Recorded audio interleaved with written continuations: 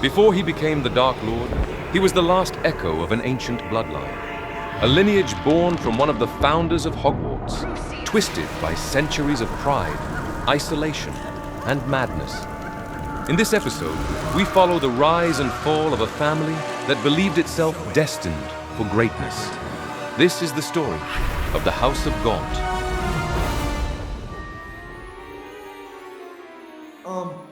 Quentin? Ah, you're back. Greetings, my dear wizards, witches, muggles, and squibs. Today we venture into a lineage darkened by obsession and pride. Once, perhaps, one of the most powerful families in the wizarding world. A family of which, as far as we know, no descendants remain. Yes, today we speak of the Gaunts. Descendants of Salazar Slytherin himself, the Gaunts carried the weight of a legacy that had to be defended at any cost. A legacy that could never be contaminated. Perhaps, of all pureblood families, the most supremacist. And by Merlin's beard, it takes quite a lot to rival House Black. From Cadmus Peveril, one of the three infamous brothers, this ring has passed through generations, across centuries of hatred, contempt, and pain. From Gormlaith to Marvolo, Morphin and Merrowby, the ideology of Salazar Slytherin survived, both in belief and blood, until it gave rise to what is considered by many the most powerful dark wizard in recorded history, Tom Riddle, or for the daring, Voldemort. Cut! Quentin, the Ministry won't let us say that name on air. These damn bureaucrats. Shall we dig in?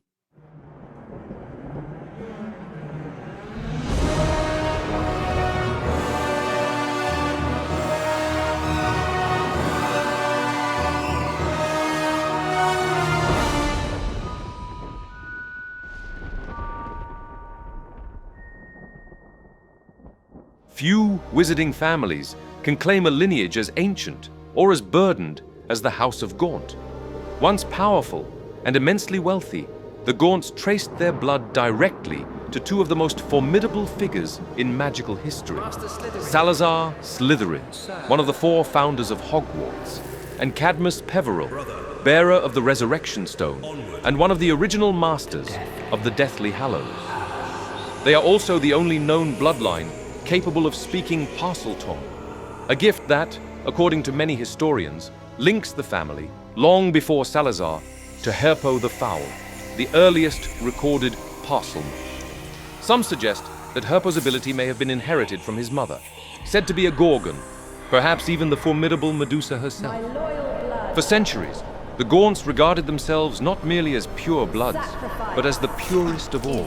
Their obsession with blood supremacy surpassed even that of the Black family, rooted in the belief that their ancestry placed them closer to magic's divine origin. In their possession were two relics of extraordinary power, the locket of Salazar Slytherin and Slytherin's wand itself, said to be among the most powerful ever crafted, surpassed only by the Elder Wand. Yet greatness bred division.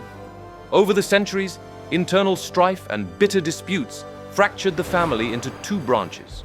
One branch remained in Ireland, clinging to older traditions, while the other settled in England, where the locket would eventually resurface. Slytherin's wand, however, stayed in the ancestral homeland, passed down through generations like a cursed inheritance.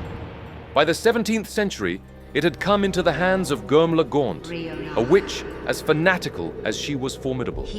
When her sister Rhianach and Rhianach's husband, William Sayre, were accused of betraying the family's creed by aiding nearby muggles, Gormlaith showed no mercy. She burned their cottage to the ground, killing them both, and took their daughter, Isolde Sayre, imprisoning the child for 12 years in the hope of molding her into a true heir of Gaunt purity. Isolde eventually escaped, fleeing to the New World with Slytherin's wand in her possession. There, she would go on to help found Ilvermorny School of Witchcraft and Wizardry, alongside her Muggle husband, James Stewart, an act that marked a definitive break from the Gaunt legacy. Gormlaith pursued her, driven by vengeance, but met her end before reclaiming what she believed was hers. Isolde, unwilling to wield the wand that had defined her suffering, buried it in the earth. With your secret. From that spot grew a snakewood tree, resistant to destruction. its leaves later discovered to hold powerful healing properties, a final, quiet defiance of the cruelty from which it sprang. Of Isolt's twin daughters, Martha and Rhionac Steward, the fracture of the Gaunt bloodline became complete. Martha, a squib, married into the Pocomtuc tribe. Rhionac, bearing the name of her murdered grandmother, chose never to have children at all. Desiring the extinction of a bloodline she considered irredeemable. The English branch of the Gaunt family, like its Irish counterpart, continued to uphold Salazar Slytherin's supremacist philosophy, nurturing hatred and disdain for anyone even remotely associated with Muggles.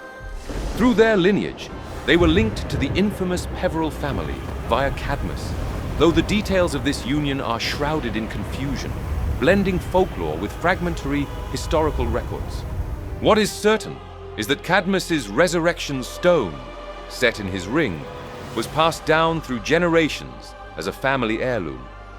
Ironically, over the centuries, the Gaunts completely forgot the true nature of the stone, unaware that they carried one of the most powerful magical artifacts ever created. Being direct descendants of Salazar Slytherin, the Gaunts also held knowledge of the Chamber of Secrets. In the 1700s, a proposal to install elaborate plumbing at Hogwarts Castle threatened the secrecy of its entrance, which still retained its original form, a concealed trapdoor and a network of magical tunnels, located exactly where a girl's bathroom would later be established. Corvinus Gaunt, then a student at Hogwarts, took it upon himself to protect the entrance, hiding it behind plumbing fixtures and a sink, the very spot that would centuries later become Moaning Myrtle's bathroom, ensuring that those who knew the secret could still access the chamber. During the 19th century, Noctua Gaunt attempted to challenge the family's devotion to the dark arts and sought to uncover more about Salazar Slytherin's legacy. While at Hogwarts, she discovered the secret entrance to Slytherin's scriptorium. Her fate, however, was grim. She embarked on the scriptorium's convoluted magical puzzles alone and perished before the final door, which required the use of the Cruciatus Curse, a curse she had no one to wield it on, leaving her trapped by her own ambition. Decades later, it would be her nephew, Ominis Gaunt, who finally navigated the scriptorium during his 5th year at Hogwarts. Yet, unlike his ancestors, Ominis rejected the supremacist ideals of his lineage, deeply ashamed of the Gaunt name and the dark legacy it carried. But as this introduction draws to a close, before we move forward to the more familiar chapter, the final generation of the House of Gaunt, the story of Tom Marvolo Riddle, the genesis and rise of Lord Voldemort, it feels only right to descend a little deeper. Because to understand what this family became, we must trace their lineage back to something older, something far less certain, to the man many believe to be the first true ancestor of the House of Gaunt, long before Salazar Slytherin himself. So let us go back, not centuries, but millennia, to a world buried beneath myth and dust, where magic was not hidden, but lived openly. Long before medieval dogma, before fear drove wizard kind into the shadows, magic was simply part of life, its presence acknowledged even by those who could not wield it. Ancient Greece.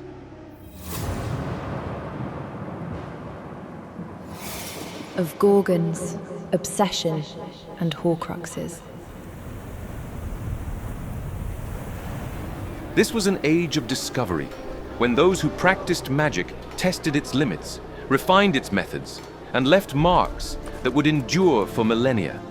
Falco Essalon, the first recorded animagus, soared through the skies in the form of a falcon. Andros the Invincible, warrior and mage, conjured a Patronus of such vast proportions that it could fill a battlefield, a beacon of protection and power that became legendary across generations. Divination, once instinctive and crude, became a structured discipline. Seers like Mopsus and Calcus developed techniques that brought the art to new heights, culminating in the establishment of the Oracle of Delphi, one of the most powerful magical offices of the ancient Greek world, and still regarded as the most potent seer of the era. magical creatures flourished as never before. Centaurs patrolled the sacred groves, hippogriffs hunted the skies, Cerberus guarded thresholds and sacred temples, and phoenixes, brilliant and eternal, lit the night with their flames. But knowledge and power are never without consequence. Where brilliance grew, so too did darkness. Circe emerged as one of the most formidable dark witches of her time. Skilled in transfiguration beyond any known standard, she would ensnare sailors venturing too close to her domain, turning them into swine and bending the natural world to her will. Among them were the Gorgons, dark reptilian parcel-tongued creatures, feared even by the most powerful wizards of their time. Extremely powerful and cunning beyond ordinary comprehension, they possessed a connection to one of the most potent forms of energy, ancient magic. The Gorgon was fearsome and clever. By staring alone, she could turn men to stone, so they'd have to be statues forever. The most famous among them, known as Medusa, became legendary, to the point that even Muggle folklore remembers her. Yet while in their version, the curse that the Gorgon bears upon her face was inflicted by the goddess Athena, wizarding history recalls an act of jealousy by a rival witch. The fact remains that Medusa's power came first among the Gorgons.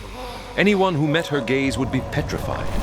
Her blood, however, reached beyond legend, shaping the fates of those born under her shadow. From the moment he first opened his eyes to the world, Herpo knew he was different.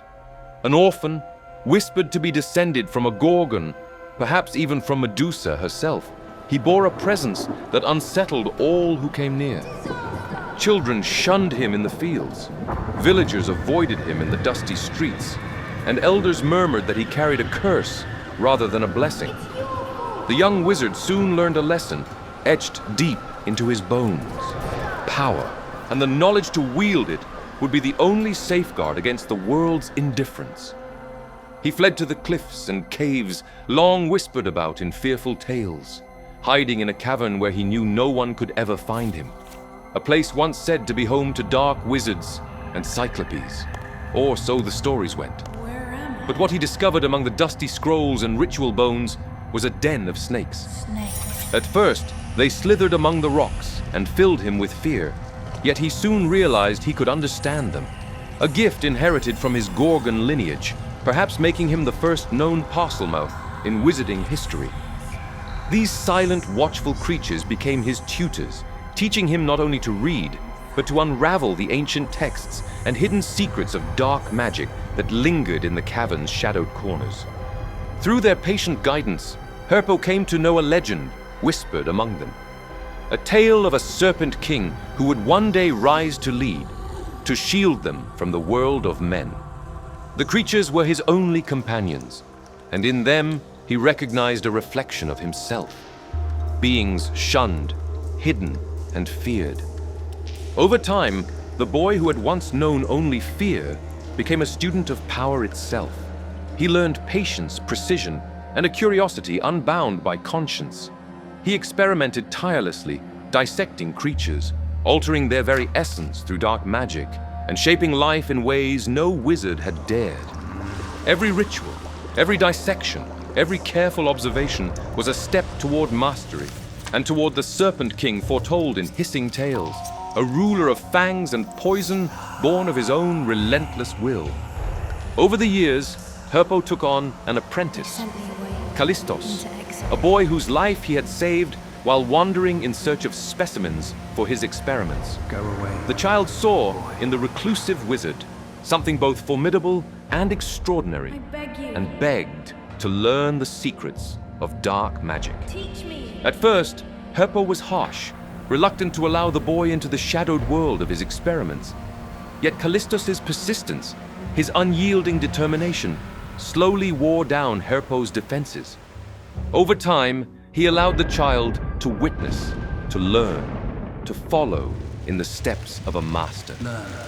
It was during one of their countless experiments, after yet another failure, that discovery came almost by chance.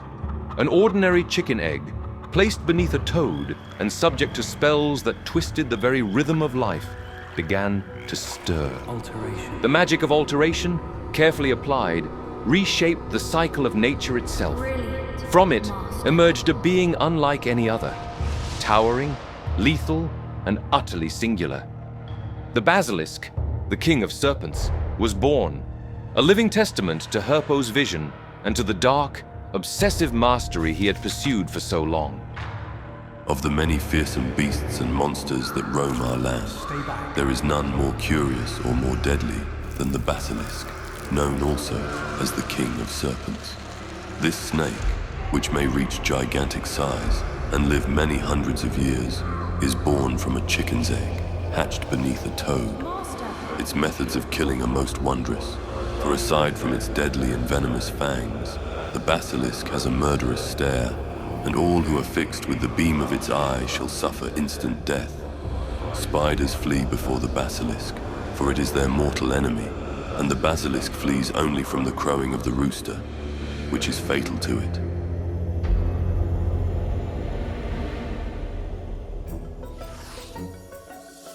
Oh, my valiant adventurers, I bring you news that shines brighter than any Loomis.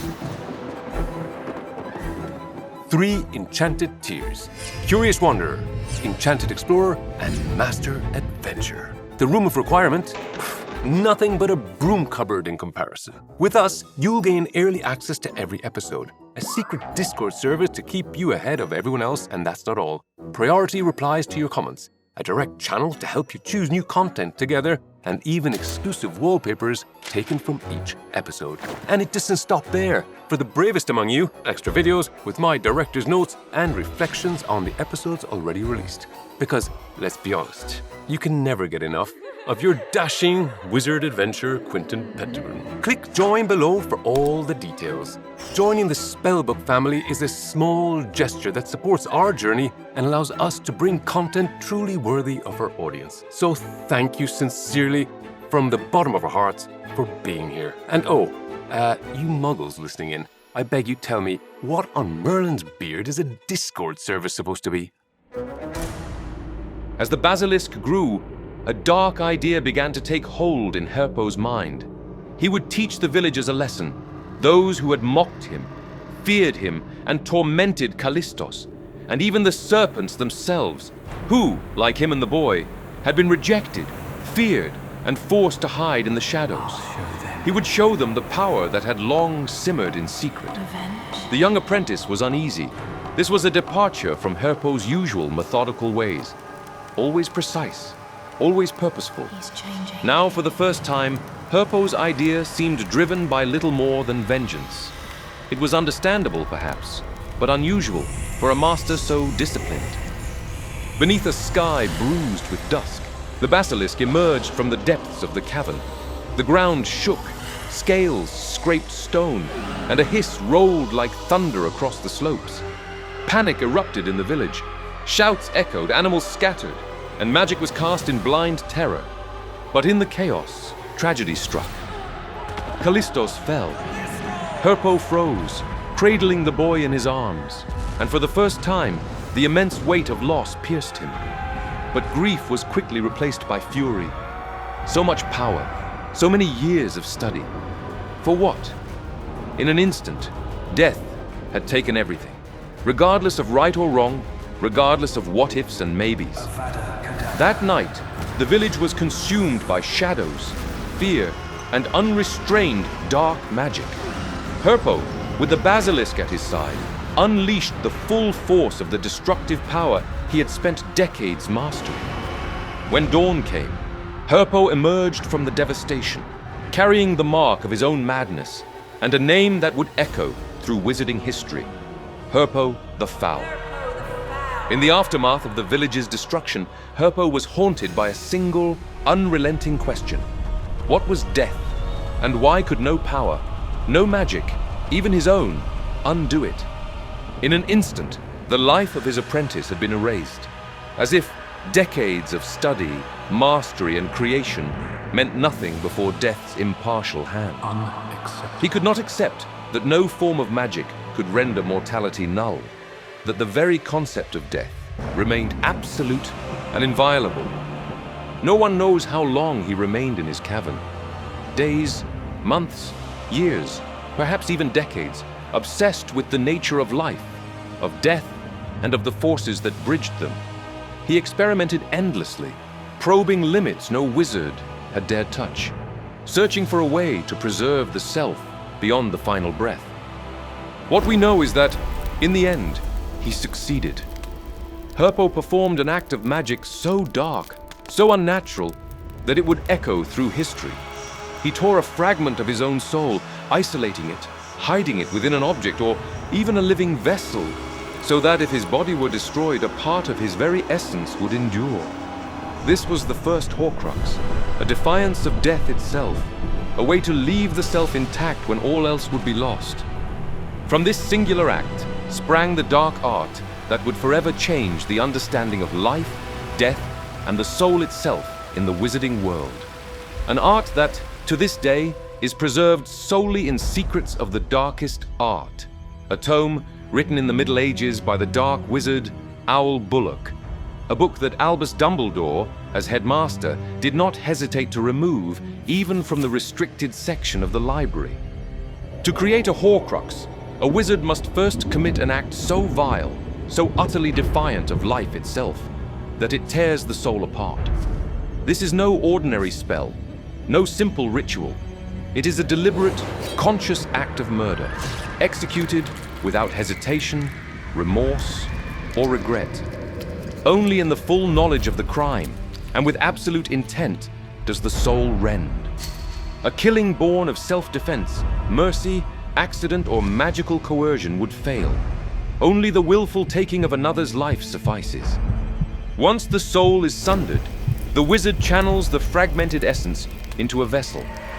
The object chosen may be anything, a trinket, a chalice, even a living being, but inanimate containers are preferred, for they are less likely to wander or be destroyed. Within that vessel, the fragment endures. Should the wizard's body be destroyed, the soul persists, bound to the world in a shade-like existence, neither truly dead nor fully alive. Most would consider such a fate unbearable. Most would choose death over eternity as a hollow wraith. To mend what has been broken, to reunite the fragments of the soul, true remorse is required. Only genuine regret for the original act can reverse the ritual. And even then, the process is said to be agonizing, perhaps even fatal. With his story, the genesis of the basilisk, and the creation of the first Horcrux, Herpo had laid the foundations for a legacy that would shape the fate of the wizarding world forever. If the theory holds true, that he was, in fact, the first ancestor of the House of Gaunt, then the identities of his direct descendants remain lost to history, and perhaps they always will be. Yet his legacy did not die with him. It would resurface centuries later, carried forward by a figure who stands as one of the most pivotal threads in this entire history. A man who marks a clear before and after in the evolution of magic itself. Salazar Slytherin. And this is his story.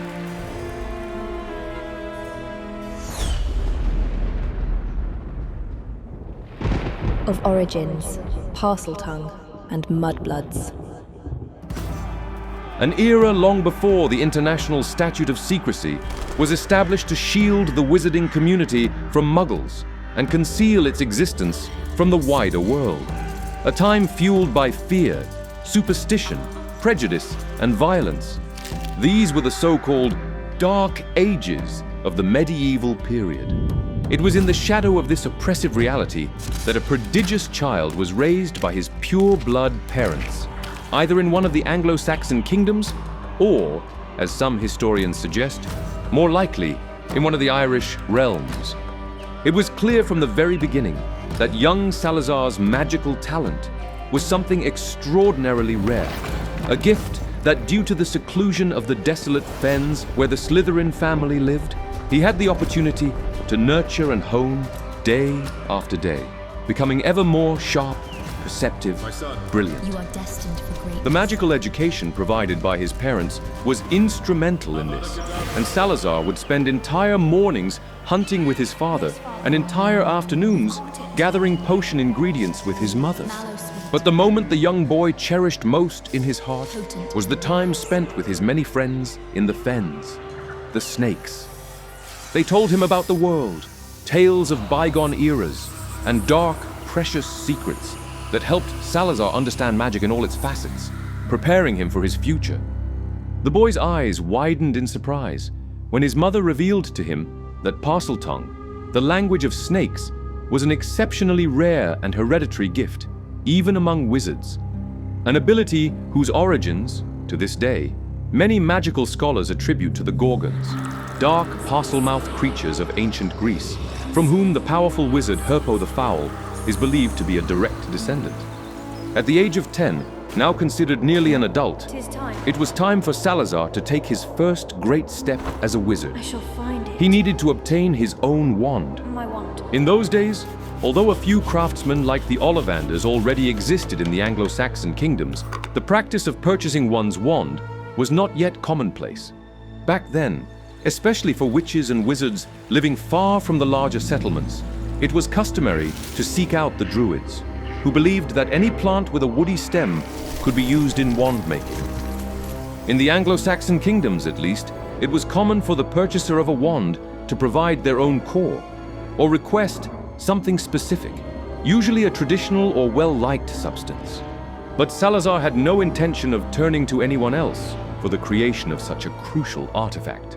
He would craft his wand with his own hands, This way. a wand superior to any ever conceived. The boy ventured deep into the forest, determined to find the remains of the one the snakes had whispered about for so long, their ancient king, the most powerful and majestic of all serpents.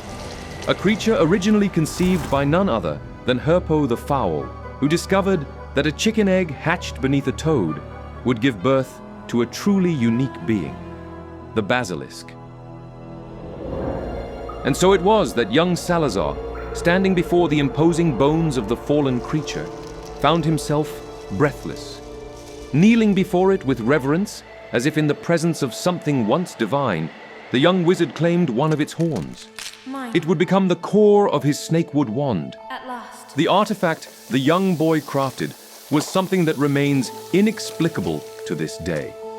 An object so infused with magic and power that it appeared almost sentient. Through the use of Parseltongue, Salazar instructed his wand to listen, understand, and above all, obey only its master, binding it to sleep should it ever fall into the wrong hands. Even now, it is considered the most powerful wand ever created, second only to the Elder Wand, which, however, would not be forged until centuries later. As the years passed and his thirst for knowledge became ever harder to quench, the young wizard resolved to leave his homeland to explore the world, and above all, to discover all that magic had to offer. Though his parents strongly opposed his decision, they reminded him of his duty to bring honor to his ancestors and uphold the purity of his blood, wherever fate might lead him. And at last, they offered him a warning. At dawn, Suspicion had crept into the eyes of muggles, you burn. even among those who had once sought the help of wizards to heal from illness. Now, the ideas of a handful of zealots who believed that anything magical should be burned and eradicated had spread through the world like a plague. The hatred harbored by those beasts had to be kept at bay or suppressed.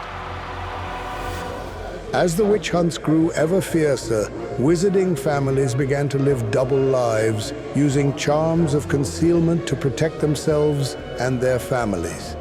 By the 17th century, any witch or wizard who chose to fraternize with muggles became suspect, even an outcast, in his or her own community.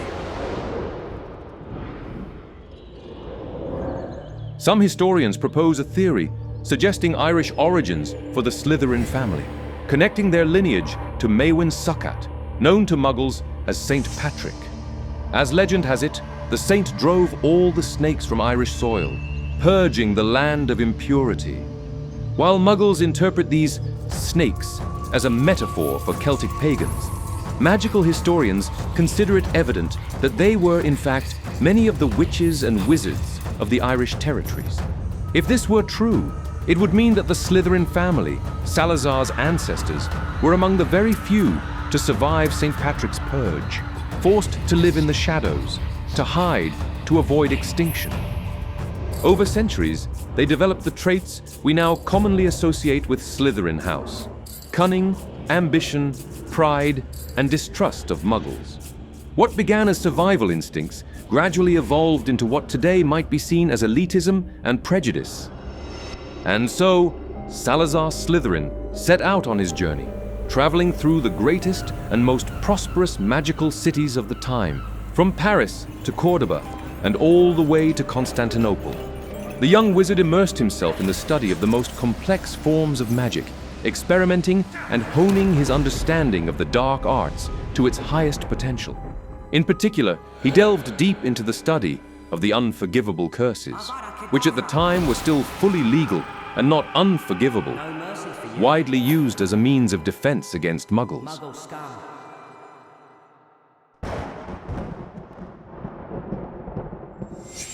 Of friends, dreams, and hogs. By now, having become the great wizard he was destined to be, Salazar felt in his heart that it was time to return home. He knew that all those years spent studying and experimenting had to culminate in something greater, a higher purpose for the good of the entire magical world. And so, Slytherin set sail for Londonburg, the greatest of the Anglo-Saxon cities. It was here, in this wizarding world, that Salazar found the answer to the destiny he had been seeking.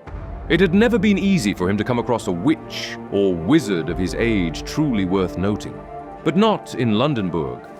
There was a wizard, Godric Gryffindor, so skilled that he had single-handedly defeated an entire army of the Goblin King, Ragnarok I. And what about the witch, Helga Hufflepuff, known by all as the most talented in charms and healing magic? Salazar. And then there was her, Rowena Ravenclaw. As beautiful as she was, brilliant, a tremendously powerful witch and the most exceptional seer he had ever encountered. You've traveled far. The friendship between the four sprang forth naturally, as clear and lively as a spring brook. Each of them shared a deep love for magic, and above all, felt a profound responsibility towards the future of the wizarding world. It's on us. They believed it was their duty to do everything in their power to ensure prosperous and harmonious centuries for future generations. A world where magic would no longer be something to fear, but rather a gift to be honed and wielded to its fullest potential for the greater good. And so, together, they envisioned, hoped, and dreamed until their aspirations took shape as something truly magnificent. A school of magic, the very first to unite young witches and wizards from the Anglo-Saxon and Celtic lands. A place that, as we well know, would change the course of history for centuries to come. The Hogwarts School of Witchcraft and Wizardry. It was in the Scottish Highlands that the four chose to build their school, a place far from Muggle eyes, but above all, a site brimming with an extraordinarily pure and rare form of energy, one difficult to harness: ancient magic. None of them, alone, could have hoped to tame such a force, but together, through an unparalleled array of charms and spells, they would lay foundations as solid as the castle itself would be impregnable, wholly shielded from Muggle malevolence. Anyone without magical nature who happened to wander into those mountains would find nothing but a bleak and menacing ruin, instilling in them an urgent sense of danger.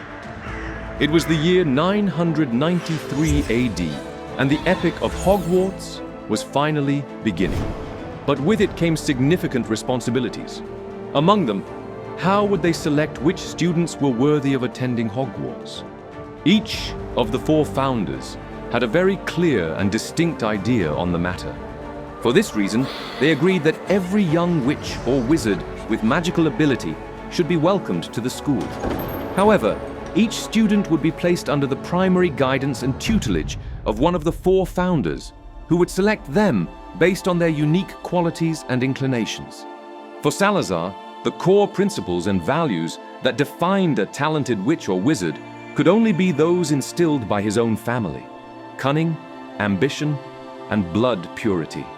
On this particular point, more than any other, his vision differed from that of his friends.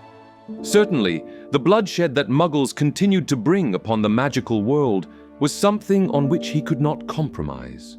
On the other hand, every half-blood or Muggle-born, if gifted with magic, needed education and guidance to control their powers, just as much as any pure blood. To Salazar, however, this presented a potential threat. He believed that those whose blood was not pure carried a magic that was limited, unstable, and, for this very reason, exceedingly dangerous. What if these Mudbloods used their knowledge of magic to help their kind hunt down and annihilate the wizarding world from within? Despite his resentment and fears, the wizard decided it was best to set aside his convictions, for the good of the school and for the good of all, for now. In its early years, the school flourished and thrived, gaining popularity across the European continent year by year. Under Slytherin's guidance, students became great scholars of magic, sharp of mind, and exceptionally skilled with their wands. To Salazar, a thorough understanding of the dark arts in all their branches was not just encouraged, but deemed essential. He pushed his students to transcend every dogmatic boundary of traditional magic, believing that true mastery lay beyond the safe and the conventional.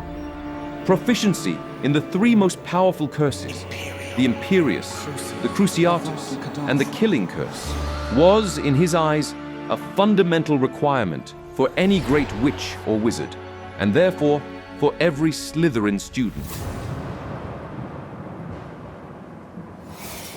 Of storms, rancor, and airs. The years passed at Hogwarts, and as magic continued to shine ever brighter across the British Isles, Salazar Slytherin's heart grew darker. With every smile Rowena bestowed upon her half-blood students, his stomach tightened. With every cheer from Godric for Muggle achievements, his fist clenched harder. And with every proposal from Helga to welcome Muggle-borns into Slytherin, his insides twisted painfully. Where once he believed he could tolerate the situation, lately, the ever-growing spirit of acceptance and brotherhood at Hogwarts had swelled into something he now saw as dangerously toxic. Something had to be done, once and for all. And so, Salazar made one final attempt to assert his opinion, warning his friends of the danger they were all heading towards. But their minds remained unchanged.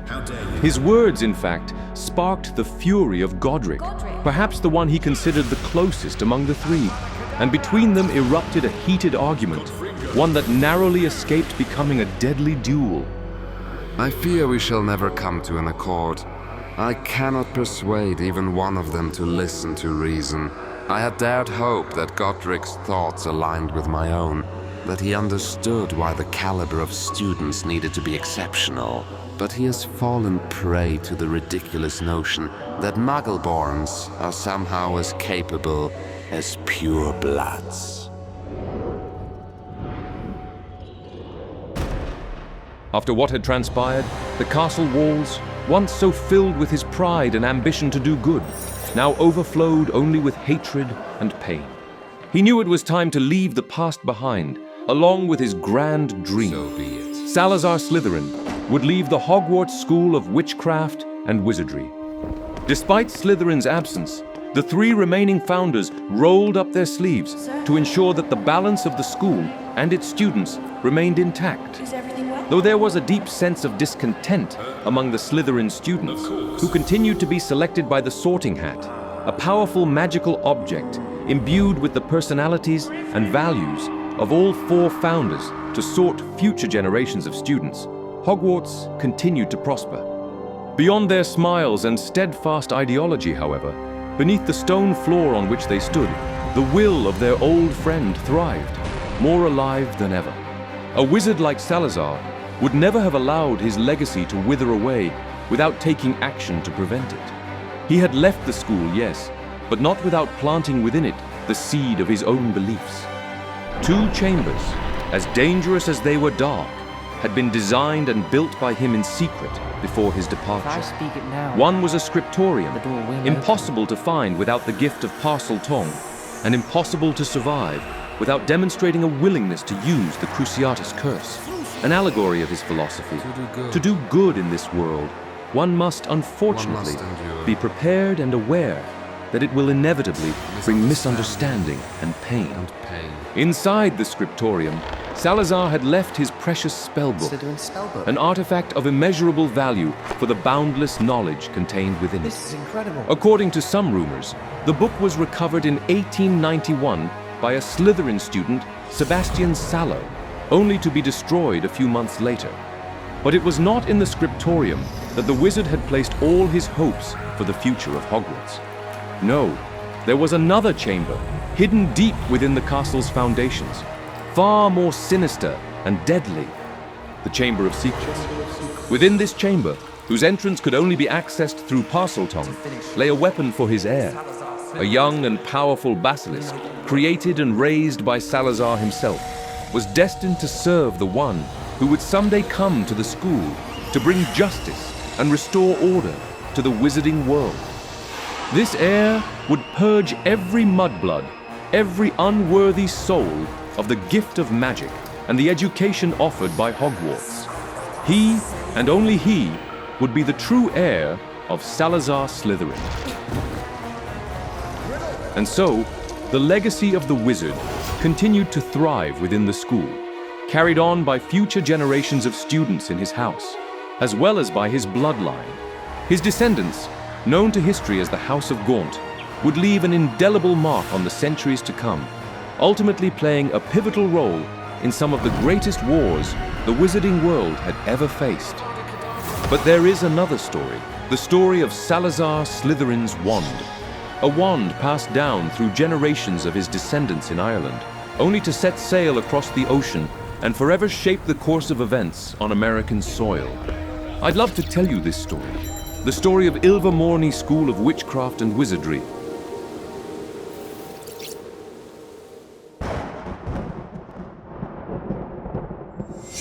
Of Irish blood, dark arts, and exile. The 16th century, the dawn of a new era, yet the shadow of the past still loomed over the European continent. The Middle Ages had faded, leaving behind a world torn between faith and reason, between emerging science and ancient superstition. And in the midst of this turmoil, the Muggles had attempted the impossible, to smother magic with the fire and iron of the Inquisition. But magic would not yield. It could not be burned nor banished. Their failure only deepened the rift between the two worlds, fueling the resentment and distrust that wizards harbored towards those devoid of magical power. It was in this turbulent era the two sisters were born and raised in Ireland, bound by a formidable bloodline. Gormlaith and Rhianach belonged to the Irish branch of the noble House of Gaunt, one of the Sacred 28. A family once among the most powerful in the wizarding world, and now standing at the dawn of its decline. They were direct descendants of Salazar Slytherin himself, one of the 4 founders of Hogwarts School of Witchcraft and Wizardry, whose wand was held as their most sacred heirloom, believed to be second in power only to the Elder Wand. Just as other branches of the family had inherited Slytherin's treasured locket, the Irish line had preserved his remarkable wand, an artifact the great wizard had fashioned with his own hands, made of snakewood and containing a fragment of a magical serpent's horn, a basilisk's in this case. Its most extraordinary feature, however, lay in an ability that, according to legend, Slytherin himself had bestowed upon it, the power to slumber and awaken only at its master's command.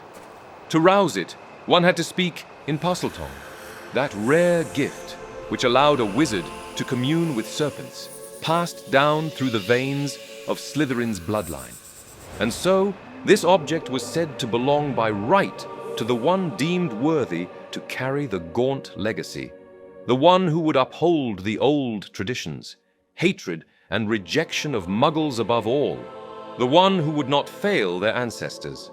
Thus, the prodigious wand came into the hands of young Gormlaith, a witch of remarkable talent, keen of wit and ruthless of spirit. Now on the brink of her education at Hogwarts, she was seen by her parents as the rightful heir to their dynasty. The one who might, perhaps, restore the House of Gaunt to its former glory. You are the heir. As expected, both Gormla and Rionac were sorted into Slytherin at Hogwarts. Yet, despite their strong sisterly bond, this was not enough to bring them closer. On the contrary, as the years went by, they grew ever more distant from one another. Gormla embodied the purest form of Slytherin ideology, unwavering in her convictions. Rionac, too, possessed the defining traits of their house, yet her view of the world was far more progressive.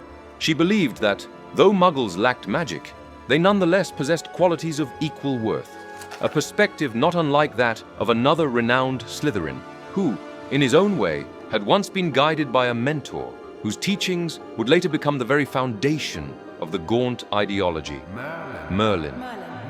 Gormla became precisely what she had been raised to be, the matriarch of the House of Gaunt. Rionac, however, chose a different path.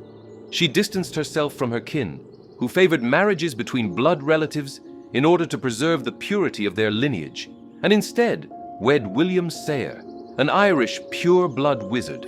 William was said to descend from the great Celtic witch Morrigan, a formidable figure, renowned for her power and for being an animagus, capable of taking the form of a crow. The two made their home at Ilvermorny Cottage, William's ancestral dwelling in Cumlucra, nestled among Ireland's glacial lakes and towering mountains, a place of rare serenity, far removed from the shadows of the Gaunt name. And there, in the year 1603, their love found its truest expression. A daughter was born, the young Isolde. The child grew up surrounded by love, learning from her parents a profound appreciation for nature and the most ancient, essential forms of magic, those entwined with the elements and the primordial forces of the world. Her natural talent and curiosity for the magical arts did not go unnoticed, and her father, amused by the resemblance he saw between his daughter and her legendary ancestor, began affectionately calling her Morrigan. During those years, Rionac and William devoted themselves to aiding the nearby Muggle families. Often, these villagers fell prey to illnesses then considered incurable. The witch spared no efforts, crafting remedies both magical and practical for humans and livestock alike. One might say the Sayers lived a happy life. Yet fate has a way of taking unexpected turns, sometimes far too cruel. It was a day like any other when an unexpected visitor arrived, carried on the biting winter wind to Ilvermorny Cottage. Gormla Gaunt had heard whispers. Her little sister, Rionac, was now the mother of a pure-blooded witch, a child whose power could hardly be underestimated, given her Gaunt lineage. Gormla addressed her sister with a measured firmness, reminding her that, as matriarch, it was both her duty and her right to ensure that Slytherin's descendants remained within the family, raised according to their customs and traditions. When the time came for Isolde to attend Hogwarts, she would be placed under her custody. Rionac, however, returned her sister's stare with a calm, unyielding smile. Let her attempt it, if she dared. Come the hour, she would not surrender her little girl. It was then, beyond the firmness of those words, that something truly sinister caught Lady Gaunt's eye, cutting through her composure like a dagger. Isolde was playing with a child, a Muggle child. The realization struck her like a curse, cold and inexorable. As she pieced together the truth, the bond Rionac and her husband had forged with the Muggles of the nearby villages, the way they were raising Isolde to embrace complete tolerance towards that wretched race. Gormla knew, with chilling certainty, a drastic decision was required, the most drastic of all. At first there was only a distant crackling, like dry leaves crushed underfoot in the darkness. Then came the acrid scent, carried on the wind. The night was ablaze with fire and blood, the beginning of a new, merciless chapter. Gormla's hatred had ignited into violent flames, consuming Ilvermorny Cottage until nothing remained but ash. The disgrace her sister had brought upon their bloodline could not be allowed to spread any further. This betrayal had cost Rhenoc and her husband their lives. Never would Gormla allow her niece to know affection, let alone love, for a wretched muggle creature. Isolde would belong to her, and to her alone. And so, the unfortunate little girl clung to the belief that her aunt had saved her from the fire that had claimed her parents. A truth far removed from reality. It's over.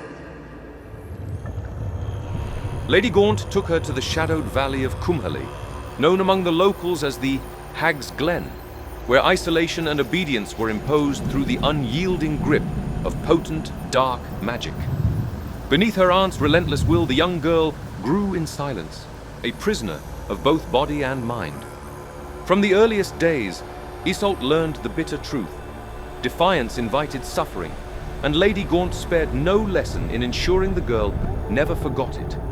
She was forced to witness curses and jinxes hurled upon any wandering creature, or filthy muggle, that dared approach the cottage. Fear rippled through the nearby village, and the locals learned swiftly to keep their distance. The only contact Isolde had with the outside world came from cruel village boys who pelted her with stones whenever she dared venture into the garden. Under her aunt's relentless tutelage, Isolde was schooled in the dark arts. By the age of 10, she had already mastered the use of the 3 unforgivable curses, still, at that time, legal under wizarding law. Every lesson was a test of will and skill. Every failure met with punishment. Every success a reminder of the power and fear that would shape her future. When the girl turned 11, a letter arrived. An invitation to Hogwarts, the school her parents had dreamed she would one day attend. But her aunt would hear none of it. She tore the letter apart, forbidding Isolde from setting foot in what she called a dangerously egalitarian establishment, crawling with mudbloods. No niece of hers would be exposed to such corruption. Instead, Isolde would learn magic the way a true heir of Slytherin should. Often, Gormla spoke of the school, but only to disparage it, lamenting the shameful abandonment of their ancestors' grand vision for the purity of wizard kind. Yet, despite her aunt's disdain, these tales had the opposite effect on Isolde. To a girl who had known nothing but isolation and cruelty, Hogwarts became a distant dream, a sanctuary of learning and camaraderie, far removed from the cold, suffocating existence she endured. She clung to the idea of the castle like a lifeline. Her teenage years were spent imagining its majestic towers, its enchanted halls, and the freedom she would never know. Yet even as she dreamed of those distant spires and glittering corridors, a faint unease tugged at her.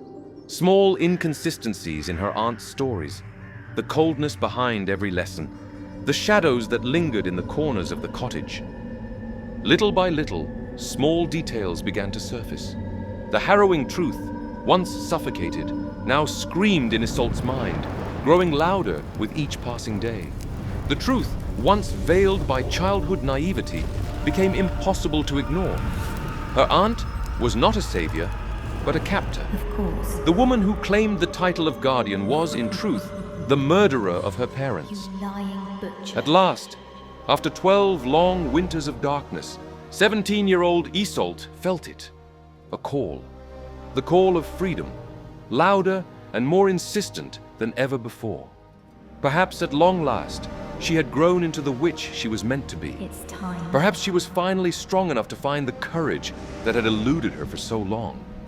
And so, after weeks of careful planning, she slipped away from her aunt's home, determined to leave behind those cursed lands, and with them, the shadows of her tragic past, once and for all. My sweet aunt. She carried with her a golden brooch engraved with the Gordian knot, a keepsake that had once belonged to her mother.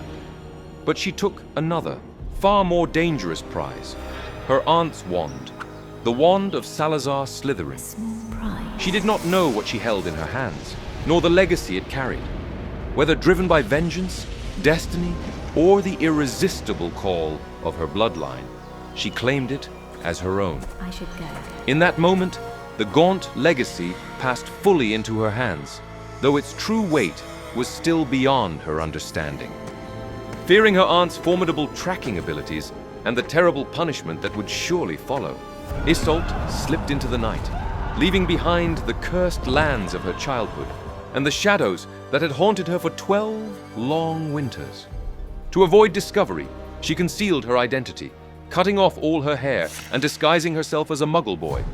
For 5 long years, she lived under the assumed identity of Elias Story, an anagram of her true name, always glancing over her shoulder, ever wary of the wrath that might descend at any moment. Despite her aunt's relentless pursuit, the young witch managed to evade capture and, at last, secured passage aboard the Mayflower, a merchant ship known for carrying the first English separatists, now remembered as the Pilgrims, to the New World. It was the year 1620 when Isolde Sayre set sail for North America, unaware that her journey would forever alter the fate of the wizarding world on the continent.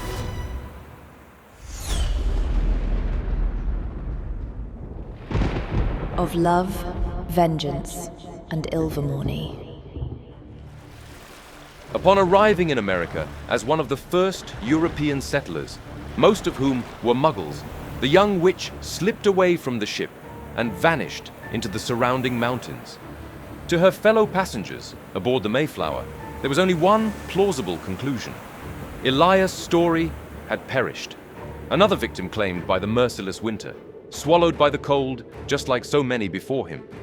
Isolde abandoned the fledgling colony not only out of fear that Gormla might track her even across the ocean, but also because her time aboard the Mayflower had revealed a harsh truth. A witch would find few, if any, kindred spirits among the Puritans, whose eyes were ever wary of the unknown, and whose faith turned even a whisper of magic into sin and damnation. Alone in a foreign and inhospitable land, Isolde realized she was the only witch for hundreds, perhaps thousands, of miles. The fragmented education Gormla had grudgingly imparted had left her ignorant of the magical beings and communities that might exist beyond Europe. Yet after weeks of solitude among the mountains, Isolde stumbled upon 2 magical beings whose very existence had been absent from Gormla's lessons. Creatures so wondrous that they hinted at a hidden magical world she had never dared to imagine. The forest was quiet, but for the whisper of the wind through the towering pines. A flicker of grey caught her eye. A small, humanoid figure with large ears and piercing eyes. A Pukwudgie, native to these lands, distantly related to the European goblin, wary and cunning, carrying the independent pride of its kind. But before she could approach, a shadow moved with unnatural speed. The hide-behind, a nocturnal, forest-dwelling spectre capable of contorting itself behind any object, had seized the Pukwudgie in its talons, poised to strike with deadly precision. Instinctively, Isolde raised her wand. A flash of magic erupted, forcing the spectre to recoil into the shadows. Heart hammering, she scooped up the injured Pukwudgie, careful not to underestimate the danger it posed, even in its weakened state. She carried him to her makeshift shelter, tending to his wounds with a mixture of instinct and the rudimentary skill Gormla had taught her. The Pukwudgie, begrudging yet impressed, declared himself bound to her service until he might repay his debt, a humiliation for one so proud, indebted to a young witch in a foreign land where both Pukwudgies and hide-behinds lurked. Isolde, amused by his grumbling and grateful for his company, named him William, after her father, for he refused to reveal his true name, as taboos of his kind dictated. Over time, the bond between them grew, nearly unique in the histories of their respective species. William began introducing Isolde to the magical creatures he knew. Together they observed frog-headed hodogs hunting in the undergrowth, skirmished with a dragonish snallygaster, and watched newborn wampus kittens playing in the first light of dawn. Yet the creature that captivated her most was a great horned river serpent, its forehead adorned with a luminous gem, residing in a nearby creek. Even William trembled at its presence, but to his astonishment, the serpent seemed to regard Isolde with curiosity rather than hostility. More astonishing still, she claimed to understand the creature's subtle voice, as though it spoke directly into her mind. She quickly learned to keep these revelations to herself, visiting the creek alone in secret. Its message was cryptic, yet insistent. As long as I am part of your family, it will remain in peril. Isolde had no family, save for Gormlaith, still in Ireland, and she could not decipher the serpent's meaning, nor tell if its words were real or a trick of her imagination. Yet an instinct, deep within her, whispered that this extraordinary being and its warning were bound to her fate, intertwining her destiny with the hidden magic of this untamed land. The days passed swiftly, painted with a tranquility Isolde had not known since Ilvermorny. Yet even in the forest's quiet, a taut vigilance lingered, a remnant of years under her aunt's ruthless tutelage and the constant awareness that danger could strike at any moment. One afternoon, while foraging with William, a grisly noise shattered the calm. The very hide-behind that had once nearly slain the Pukwudgie loomed over a horrific scene. 2 humans lay dead, grotesquely twisted, while 2 small boys, battered, terrified, barely clinging to life, cowered as the creature prepared to claim more victims. Instinct surged in Isolde. Every lesson, every punishment, every moment of pain had forged her into a witch capable of facing this nightmare. Together with William, she unleashed her magic with precision. The hide-behind shrieked and fled, perhaps finally defeated. William, seemingly indifferent, returned to picking blackberries, ignoring the faint cries of the children. Isolde rushed to the boys, determined to save them as her mother would have done. When she called for William's aid, he regarded her with scorn. To him, humans were as good as dead. She alone was the exception, the witch who had once saved his life. Outraged, Isolde's voice rang sharp through the clearing. You will repay your debt. Help me now! Begrudgingly, William complied, grumbling all the while.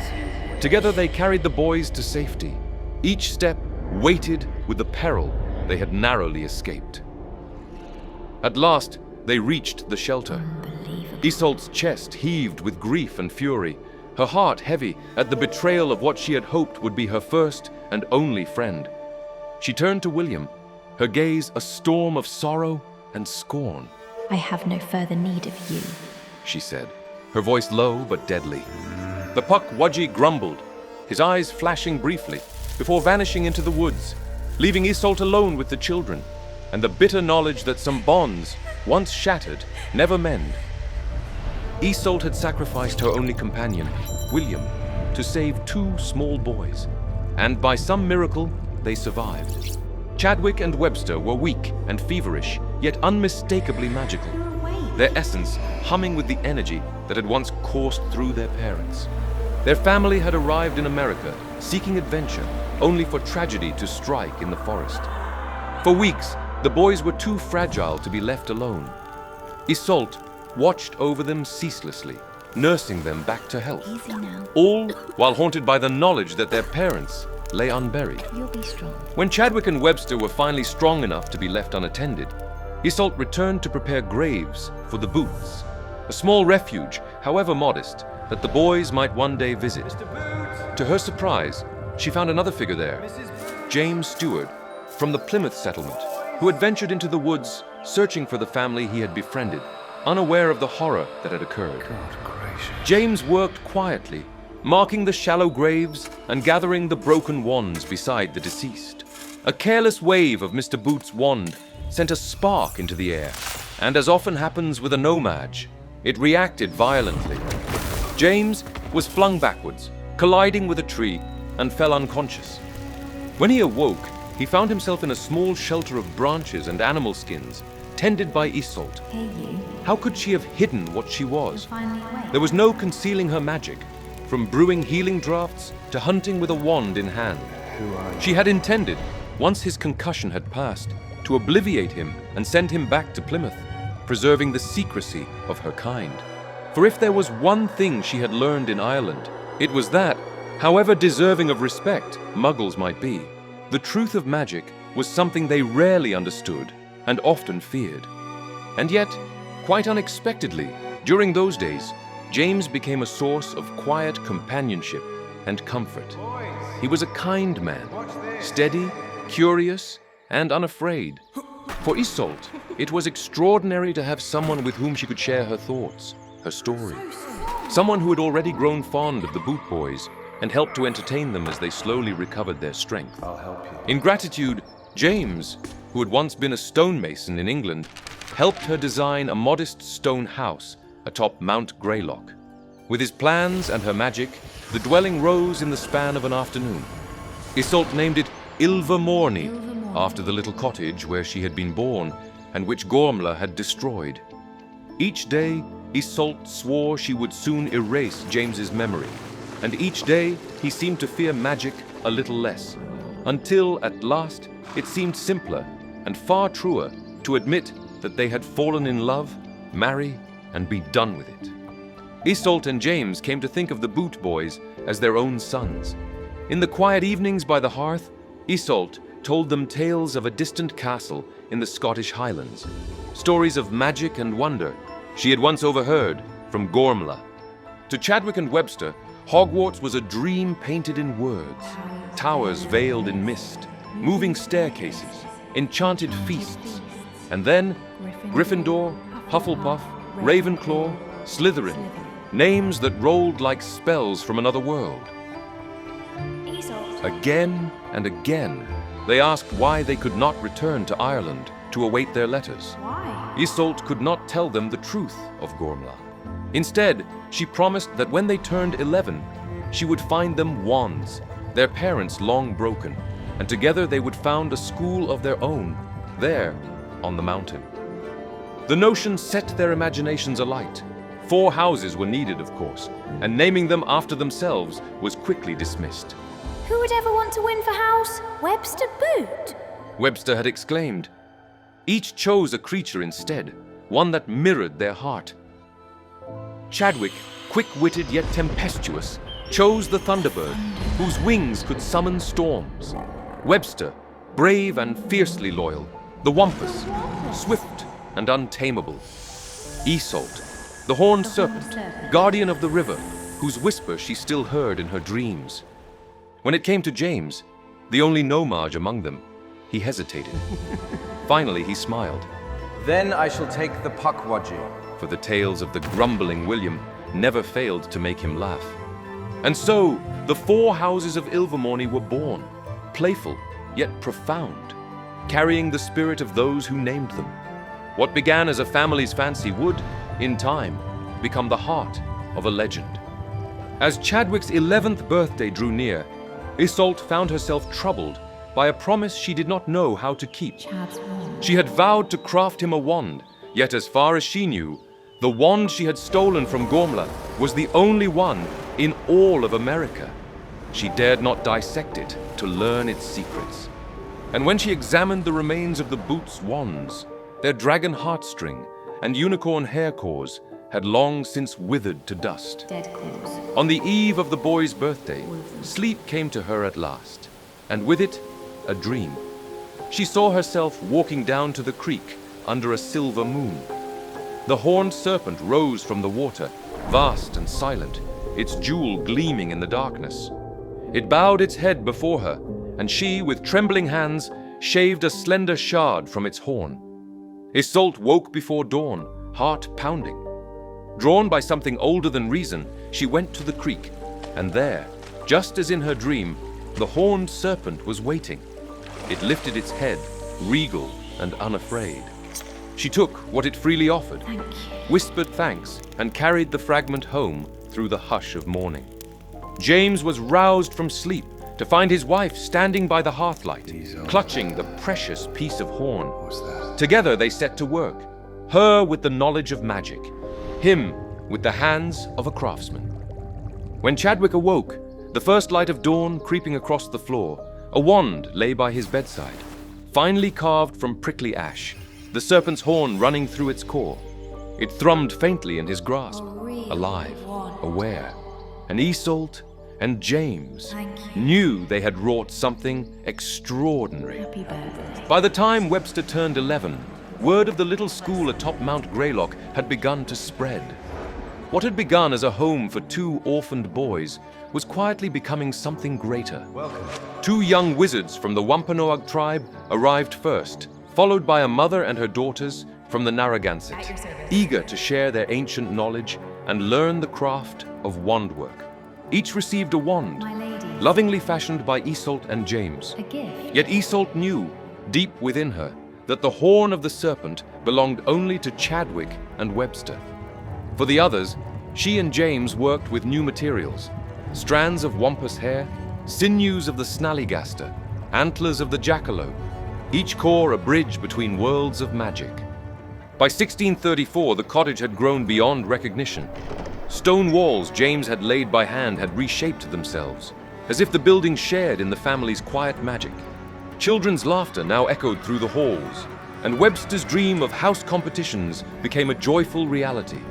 Ilvermorny was still small, known only among the native tribes and a few wandering settlers. Yet when dusk fell upon the mountain, the family remained. Isolde and James, their sons Chadwick and Webster, and the twin daughters Martha and Rhianach. A modest home, yes, yet within its walls it had become the soul of the new wizarding world, where magic and love grew undisturbed. Far above the quiet slopes of Mount Greylock, peace reigned over Ilvermorny. The days were filled with laughter and learning, the gentle rhythm of a family who believed themselves safe. Yet beyond the ocean, in the old country, a whisper began to spread of a new school of witchcraft and wizardry in the new world. They said its headmistress was named Morrigan, like the legendary Irish animagus witch of old.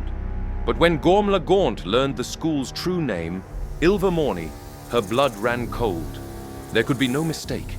Her wayward niece had escaped her grasp, married not merely a Muggle-born, but a Muggle himself, and, worst of all, dared to teach magic to anyone who possessed even a flicker of it. Fury, old and poisonous, rekindled in her heart. She had purchased a wand from the despised Ollivanders, a poor substitute for the heirloom Isolde had stolen, and set out to cross the sea. To ensure her niece would not sense her approach, the dark witch disguised herself as a man, taking in a final act of cruelty the name William Sayre, the very name of the father she had murdered. Under this false guise, she boarded the Bonaventure, bound for the new world. Her voyage was long and bitter, her hatred the only warmth she carried. Landing in Virginia, she traveled north in secret, through snow and shadow, until at last, on a winter's night, she stood upon the slopes of Grey Loch.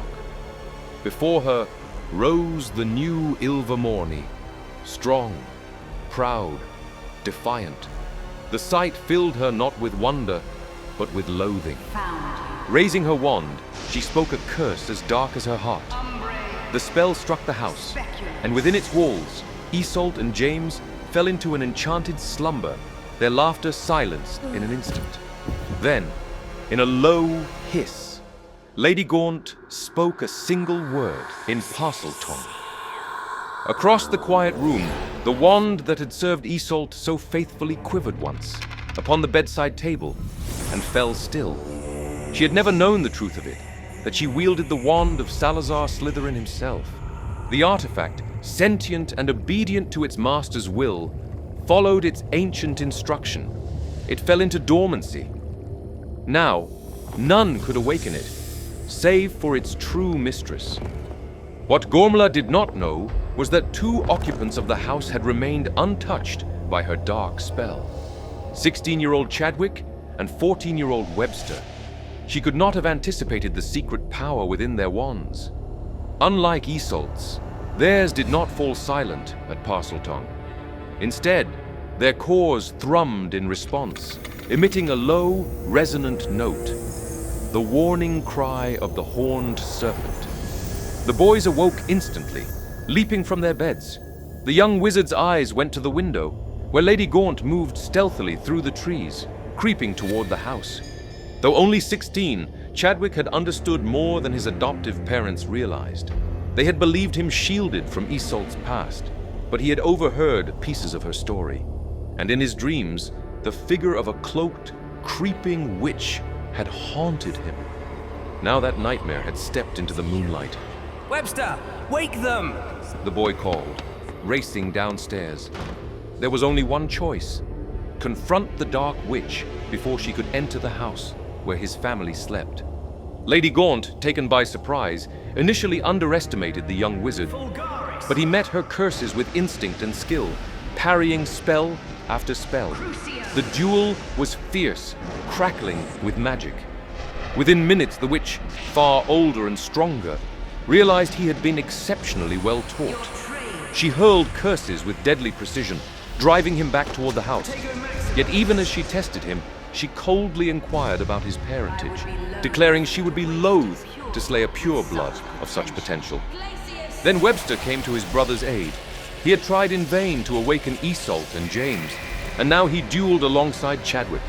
The twin cores of the Boot Boys' wands, wielded together, amplified their power tenfold. Still, the old witch's magic was formidable, her curses precise and ruthless. The duel escalated, the very air trembling with energy. The dark witch laughed, venomous and cruel, promising mercy if they proved themselves pure blood, while the brothers fought desperately to keep her from reaching their family. They were driven back into Ilvermorny itself. Walls cracked, windows splintered, yet inside, Isolt and James remained trapped in the sleep of enchantment, until the cries of the baby girls upstairs pierced the silence, raw and terrified. It was this pure, untainted fear that broke the witch's spell. Rage and power could not stir the adults, but the desperate wails of their daughters shattered the charm, revealing a weakness Lady Gaunt had never accounted for: the strength of love.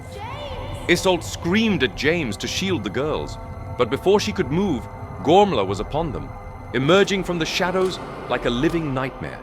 Salazar Slytherin's wand quivered in her hand, and then, to her mounting horror, lay utterly inert, as though the centuries of magic it held had abandoned her. The dark witch's cold, triumphant laughter filled the room, echoing off the walls, as the trio instinctively braced themselves, defensive rather than retreating, toward the desperate wails of her great nieces. James planted himself before the cribs, unwavering, a wall of flesh and courage. Isolt's cry shattered the air, raw and ragged, each syllable soaked in anguish. William! She screamed, her voice breaking, carrying the weight of grief, rage, and a mother's terror. A desperate invocation for the father she had lost, for the strength she needed, for a savior she prayed would come. Then, a sudden clatter at the window. Moonlight was swallowed by a dark shape as William the Pukwudgie appeared, arrow-nocked, trembling with deadly precision. Before the witch could react, the poisoned tip struck true. Her unearthly scream tore through the countryside. Centuries of dark enchantments, meant to make her invincible, reacted violently to the venom. Her body became brittle, solid as coal, then shattered into 1,000 fragments. The wand fell, broken. All that remained of Gormla Gaunt was a pile of smoking dust, a charred stick, and a twisted dragon heartstring. William had saved them all. He offered nothing but a grumble, offended that Isolt had neglected to speak his name for 10 years, calling on him only in mortal fear. Isolt said nothing. She had been invoking a different William. Thank you. James, delighted to meet the legendary Pukwudgie, shook his hand, and perhaps unwisely, expressed gratitude for the house named in his honor. It's an honor to meet you. It is said flattery softened the curmudgeonly heart. The next day, William moved his family of Pukwudgies into Ilvermorny. Complaining as usual, they repaired the damage the Dark Witch had wrought, and William negotiated a retainer in gold, declaring the wizards too dim to protect themselves, and insisting he and his kin act as both security and maintenance for the fledgling school. For the good of the school. Slytherin's wand lay dormant, silenced by Gormla's Parseltongue curse. Isolt, unable to speak the language, felt no desire to wield the relic of her unhappy childhood. Together with James, she buried it beyond Ilvermorny's grounds, Back to the earth. letting the earth reclaim what had caused her so much pain. Within a year, something extraordinary grew from the soil, a tree of dark, glistening snakewood, unlike anything the New World had seen. No pruning, no effort could impede its growth. Over time, its leaves revealed potent medicinal qualities, a quiet testament to the wand's enduring legacy. Even in exile, Slytherin's power held both nobility and menace, and perhaps in some mysterious way, its finest part had found a new home in America. In the decades that followed, Ilvermorny's reputation grew as quietly and inexorably as ivy on granite walls. Isolt's modest cottage expanded into a castle, towers stretching proudly skyward. More teachers arrived, and Isolt and James remained joint headmistress and headmaster, adored by generations as if they were family. Morning, children. Every letter of thanks, every successful spell, every student who returned wiser and braver, affirmed the life they had built from love and courage. Chadwick grew into a wizard of prodigious skill. His Chadwick's Charms, volumes 1 through 7, becoming standard in the curriculum. He married Josefina Calderon, a healer of great renown from Mexico, and the Calderon Boot family flourished, a cornerstone of magical society in the Americas. Webster, ever restless and fearless, found his calling in the fledgling field of wizarding law enforcement, working as what would now be called an aura. While escorting a particularly vile dark wizard to London, he met a young Scottish witch at the Ministry of Magic, and inevitably, love followed. Their union returned the boot line to its ancestral home, and their descendants attended Hogwarts, bridging the magical worlds of America and Britain. Of James and Isolt's daughters, Martha, the eldest, was a squib. Her parents' love was boundless, yet growing up in a school where she could not wield magic weighed on her. She married a nomage from the Pocumtuck tribe, carving out a quiet, contented life beyond Ilvermorny's walls. Rhionac, the younger twin, embraced her magical inheritance and devoted herself to teaching defense against the dark arts. She never married, and whispers suggested she could speak Parseltongue, a secret deliberately left unpassed from Slytherin's line. Enchantments concealed the school from nomage eyes. The girl who had once dreamed of Hogwarts had, in the end, forged the North American equivalent. Marble statues of Isolt and James stand sentinel at the grand entrance, silent witnesses to the legacy they built. Within, 4 towering wooden carvings, the horned serpent, the wampus, the thunderbird, and the pukwudgie, represent the 4 houses, each embodying mind, body, heart, and soul. Amazing. Students are sorted not by lineage or ambition, but by the magic that calls to them, their choices guided by instinct as much as destiny. Traditions grew around the sorting ceremony, and wands are entrusted to students only upon arrival, their power carefully guarded until maturity. The robes, deep blue and warm cranberry, recall Isolt's dreams of Ravenclaw and James's fondness for cranberry pie, a small, enduring testament to the family at the heart of the school. Even today, pukwudgies remain at Ilvermorny, grumbling yet devoted. One particularly old creature, William, lays mayflowers on Isolt's tomb each year, a silent gesture of remembrance for the witch who shaped a continent of magic. And so, the school endures, a living monument to courage, love, and vision, where the girl who once dreamed of Hogwarts became the woman who made magic possible for generations to come.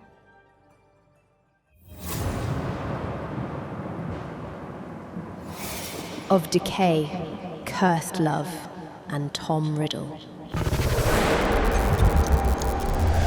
Tom Marvolo Riddle, a wizard who, in just a few years, had risen to the very summit of the wizarding world, shaking its foundations to the core. His true name had long been forgotten, cast aside by the man himself, for the name he had chosen instead was one that even the most powerful witches and wizards barely dared to utter: Voldemort. But how had the Dark Lord fallen? How could someone so powerful lose everything in a single night, defeated by an unarmed infant? Harry Potter, the boy who lived, the hero who had brought an end to the reign of Lord Voldemort and his Death Eaters, was on everyone's lips. But there was one young Ravenclaw, only a few years out of Hogwarts, who cared little for Potter's triumph. His mind was occupied by other questions. Questions that all those foolish revelers seemed content to ignore. What remained of the Dark Lord? Had his body been obliterated? Was he truly dead, once and for all? And if so, how could the wizarding world be certain? To the young Quirinus Quirrell, such a notion seemed unlikely. It can't be. Far too optimistic to be believed. Rubbish. But what if, contrary to the Ministry's assurances, Voldemort had survived? Where was he hiding? Did he still possess a human form? Would he return? And if so, when? How? The secrets surrounding the fate of the Dark Lord captivated the sharp mind of young Quirrell. Or rather, they haunted him. Proving his theory, uncovering evidence of Voldemort's survival, had become an obsession. It was 1989, and for the past few years, Quirrell spent his time as a professor at Hogwarts School of Witchcraft and Wizardry, teaching Muggle studies. As a half-blood, he possessed a deep understanding of the Muggle world, and Dumbledore, who had once regarded him as an exceptionally bright student, had seen no reason to deny him the position. But Quirrell wanted more. He longed for the defense against the dark arts post. He knew he was worthy of it. As a student, he had always been remarkably gifted, encouraged and guided by Professor McGonagall, who taught him to value knowledge above all else. He was deeply grateful to her, admiring her courage, wisdom, and most of all, her relentless thirst for learning. But like many brilliant young wizards, Quirrell was also painfully fragile, struggling to forge friendships and connect with those around him. His timidity and nervous disposition had made him an easy target for ridicule and bullying at the hands of his peers. Feeling inadequate and desperate to prove his worth, the young Ravenclaw developed a fascination, at the time purely academic, with the study of the dark arts. A simmering sense of insignificance and futility churned within him, forging a latent desire to make the world sit up and take notice. You'll see. And so, even after becoming a professor, Quirrell's ambition remained unchanged. Everything shifted the day his research into the dark arts led him to an unexpected clue. An ancient word tied to a form of forbidden magic he had never encountered before. Horcrux. Horcrux. Fascinating. A path to immortality. A dark tether that could preserve the soul even when the body had perished. Could this be the answer he had been looking for? Could the truth of the Dark Lord's fate lie hidden within this terrible secret? If Voldemort had survived through a Horcrux, then time was critical. He had to find it, before anyone else. I need to find it. If he succeeded, Now. the entire wizarding world would finally recognize his worth. This was the opportunity he had been waiting for his whole life. Professor Dumbledore. And so, There are matters Quirrell requested a year's leave from teaching, must attend a so-called sabbatical, Opportunities. in order to gain first-hand experience. In truth, the young wizard was about to embark on a journey to seek out the Dark Lord. But where? To this day, it remains unclear why. Out of all the places tied to Voldemort, out of all the possible destinations, Quirrell chose a remote forest in Eastern Europe. Many theories have emerged over time, but one, above all, seems the most plausible. What if young Quirrell, still a Ravenclaw student, had once overheard something from the Grey Lady, the ghost of his house, and the daughter of none other than Rowena Ravenclaw herself? At the time, such a detail might have seemed insignificant to him. A Slytherin student, brilliant and charming, had deceived her into revealing the secret resting place of her mother's treasured diadem, The Black Forest. Albania. And what if the student Helena had spoken of that night had been none other than Tom Riddle? Quirrell possessed a mind sharp enough to start connecting the dots. Could it be that Ravenclaw's diadem had become the vessel of the Dark Lord's fractured soul? If he could find the Horcrux, he would find Voldemort. I'll find it. But to follow this path, to journey into the dark wilderness of Albania, we must first take a step back, many centuries back. For this story, The story of Lord Voldemort can only be truly understood if told from the very beginning, back when an ancient and powerful family still walked the wizarding world. The House of Gaunt, once a renowned and wealthy family in the wizarding world, traces its origins back to either Great Britain or Ireland. It included many powerful wizards and witches, notably Salazar Slytherin, one of the 4 founders of Hogwarts School of Witchcraft and Wizardry, and Cadmus Peverell, the middle of the Peverell brothers, and one of the original masters of the Deathly Hallows, who possessed the Resurrection Stone. By the early 20th century, their dynasty had declined into destitution, with only a few old heirlooms left, and residing in a small, dilapidated shack owned by Marvolo Gaunt, the head of the family at the time, who lived there with his children, Morphin and Merope. Generations of inbreeding had rendered the Gaunts violent, mentally unstable, and impoverished. In her early years, Merope exhibited little magical talent and was consequently subjected to mental and physical abuse by her father, who called her a disgusting little squib. This abuse largely suppressed Merope's magical abilities, making it a self-fulfilling prophecy. It is believed that her magical powers were influenced by her emotional state, and enduring chronic negative emotions significantly interfered with her abilities. During her youth, Merope secretly fell in love with Tom Riddle Sr., a strikingly handsome and wealthy muggle, the only child of Thomas and Mary Riddle, who lived nearby in Little Hangleton. Her father was enraged when Morphin disclosed this to him in the summer of 1925 and attacked her physically, but was restrained by Bob Ogden, a Ministry of Magic official. Ogden arrested both Marvolo and Morphin, who had cursed Riddle because his sister had been hanging out of her window to gaze at him as he rode by. With her family in Azkaban, Merope manipulated Tom Riddle into marrying her, presumably using a love potion. I love you, Merope. A few months into the marriage, Merope Gaunt became pregnant and decided to release Riddle from his mental enslavement, hoping either that her husband would have truly fallen in love with her by that point, or that he would at least stay for the sake of their unborn child. Unfortunately for her, Riddle did nothing of the sort and fled back to his family's home, believing he had been bewitched. You are a witch. After her husband's sudden escape, Merope soon fell into a deep depression and lived as a pauper in London, selling her valuables to survive.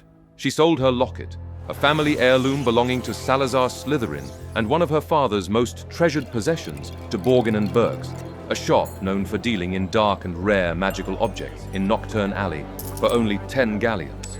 She either did not know that it was a priceless artifact, or wanted to sever ties with her abusive father, valuing the meager profits much more than the painful reminder of her family. With her heart broken and her dreams shattered, Merope's powers waned due to her depression and unrequited love for Riddle. On New Year's Eve in 1926, she stumbled up the steps of an orphanage, about to give birth to a son. Merope informed Mrs. Cole, the matron of the orphanage, that she wished to name him Tom, after his father, Marvolo after her father, and Riddle as his surname. Childbirth claimed Merope's life. Her death and the abandonment of her newborn son would indelibly shape the psyche of Tom Marvolo Riddle and, in the years to come, forever shape the history of the wizarding world. Growing up in the grim surroundings of this institution, Tom remained oblivious to his wizarding heritage. The Muggle staff, unaware of his mother's true identity, believed her to be a circus worker, a misconception conveyed to Dumbledore by Mrs. Cole before his initial meeting with Tom. The boy exhibited abilities beyond those of normal magical children his age, displaying an extraordinary level of control over them. He could manipulate objects with his mind and exert influence over creatures. His powers also extended to causing harm, as evidenced by an incident where he hung a fellow orphan's rabbit from the rafters after a quarrel. On another occasion, he traumatized 2 other orphans in a cave, likely using his abilities to instill fear. Riddle also engaged in theft, hoarding stolen items as trophies in a box inside his wardrobe. When Tom was 11, Dumbledore, then the Transfiguration teacher at Hogwarts, learned of his extraordinary influence over the other children from Mrs. Cole. When introduced to the boy, Dumbledore dispelled his initial apprehension by revealing Hogwarts as a school for magic and demonstrating his own magical abilities. Tom, who had always harbored a desire to be different, eagerly embraced the revelation of his wizarding heritage. He expressed proficiency in Parseltongue and showed a fear of death, considering it a human frailty. Little Tom, in fact, was certain that his magical powers were inherited from his father, not his mother, because in his naive logic, a wizard could never die. After Dumbledore's warnings about the consequences of misusing magic, Tom's demeanor changed after their encounter, becoming more guarded and adopting a facade of kindness. Recognizing Tom's potential for darkness, Dumbledore resolved to keep a close watch on him, providing guidance and financial support for his schooling. Tom ventured to Diagon Alley alone, where he purchased his wand from Ollivander's, unknowingly selecting a wand with a phoenix feather core that would later be shared by Harry Potter's wand. Tom Marvolo Riddle's upbringing at Wool's orphanage offered deep insights into his developing personality, marked by clear signs of malignant narcissism. This condition manifested in traits like grandiosity, inflated self-importance, manipulativeness, and a lack of empathy. Growing up in an environment devoid of love and nurturing disrupted his ability to develop empathy and healthy relationships. Consequently, Tom's psyche was marred by deep insecurities and a pervasive sense of inadequacy, fueling his insatiable thirst for control and validation. At the orphanage, Tom Riddle showed a remarkable talent for evading detection while exerting influence over peers and authority figures alike. His sharp intellect and adept manipulation skills enabled him to navigate social dynamics with precision, often instilling fear in others. However, his encounter with Albus Dumbledore marked a pivotal moment. Despite using his usual tactics, Tom couldn't manipulate Dumbledore as effortlessly as others. The wise wizard's unwavering authority and keen insight into Riddle's true nature reminded him of his own limitations. During his time at Hogwarts from 1938 to 1945, Riddle was sorted into Slytherin House, a homage to his esteemed ancestor Salazar Slytherin. Despite the prestigious setting, Riddle dreaded the return to his Muggle orphanage during summer breaks, viewing it with disdain. Tom cultivated a persona at Hogwarts that portrayed him as poor but brilliant, parentless but so brave, a school prefect, a model student. His adept acting skills and striking appearance enabled him to convince most of the Hogwarts staff and faculty that this facade reflected his true nature. However, Dumbledore remained an exception. While not overtly suspicious of Riddle, he harbored reservations due to Tom's past misdeeds at the orphanage and his unsettling demeanor during their initial encounter. Riddle, in turn, regretted revealing his true character to Dumbledore and refrained from attempting to win him over like he did with others, eventually developing a fear and animosity towards his teacher. During his tenure, Tom formed a clique of Slytherin peers comprising the weak seeking protection, the ambitious seeking shared glory, and the thuggish drawn to a leader capable of refined cruelty. Many of these individuals would later become the first Death Eaters. While Riddle portrayed them as friends in public, they served as nothing more than pawns to him, and he cared little for their well-being. Manipulating them into committing petty crimes and misdeeds, Tom ensured that none of their actions could be reliably traced back to the group.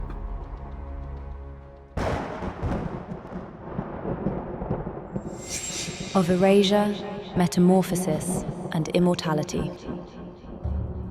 Upon his enrollment at Hogwarts, Tom Riddle's fixation on his lineage intensified, driving him to delve into his ancestry with unyielding determination.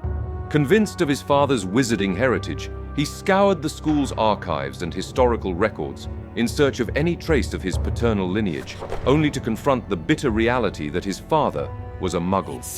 In a symbolic act of defiance against his heritage, he adopted the moniker Lord Voldemort, an anagram of his given name, which reminded him of his non-magical lineage. With the revelation of his maternal bloodline tracing back to the Gaunt family, descendants of Salazar Slytherin himself, Tom unearthed the existence of the Chamber of Secrets, a hidden chamber rumored to house a deadly creature. Claiming his rightful status as the heir of Slytherin, Riddle resolved to unlock the chamber and unleash its guardian, the Basilisk, to purge Hogwarts of what he deemed unworthy, Muggle-born students. In June of 1943, the basilisk's petrifying gaze cast a shadow of fear over Hogwarts, culminating in the tragic demise of student Myrtle Warren. Faced with the prospect of the school's closure, Riddle cunningly framed Hagrid and his pet Acromantula, Aragog, as the perpetrators behind the attacks. Exploiting the fear and prejudice against magical creatures, he manipulated Headmaster Armando Dippet into expelling Hagrid and awarding him a trophy for his supposed service to the school. However, Dumbledore remained skeptical of Tom's version of events, keeping a vigilant eye on the student. Recognizing the risk of exposing himself further, Riddle refrained from unleashing the full extent of his dark intentions while still a student. Instead, he orchestrated Myrtle's demise to create the first of his Horcruxes, malevolent artifacts imbued with fragments of his soul, concealed within his school diary, paving the way for the fulfillment of Salazar Slytherin's legacy. In the summer of 1943, Tom Riddle embarked on a journey to Little Hangleton, seeking to unravel the mysteries of his maternal lineage. At the decrepit Gaunt shack, he encountered his uncle, Morphin, whose crude demeanor failed to impress him. During their conversation, the old man casually remarked on Tom's resemblance to his Muggle father, igniting Tom's rage and thirst for vengeance. Without hesitation, he incapacitated Morphin, seized his wand, and proceeded to the nearby Riddle house.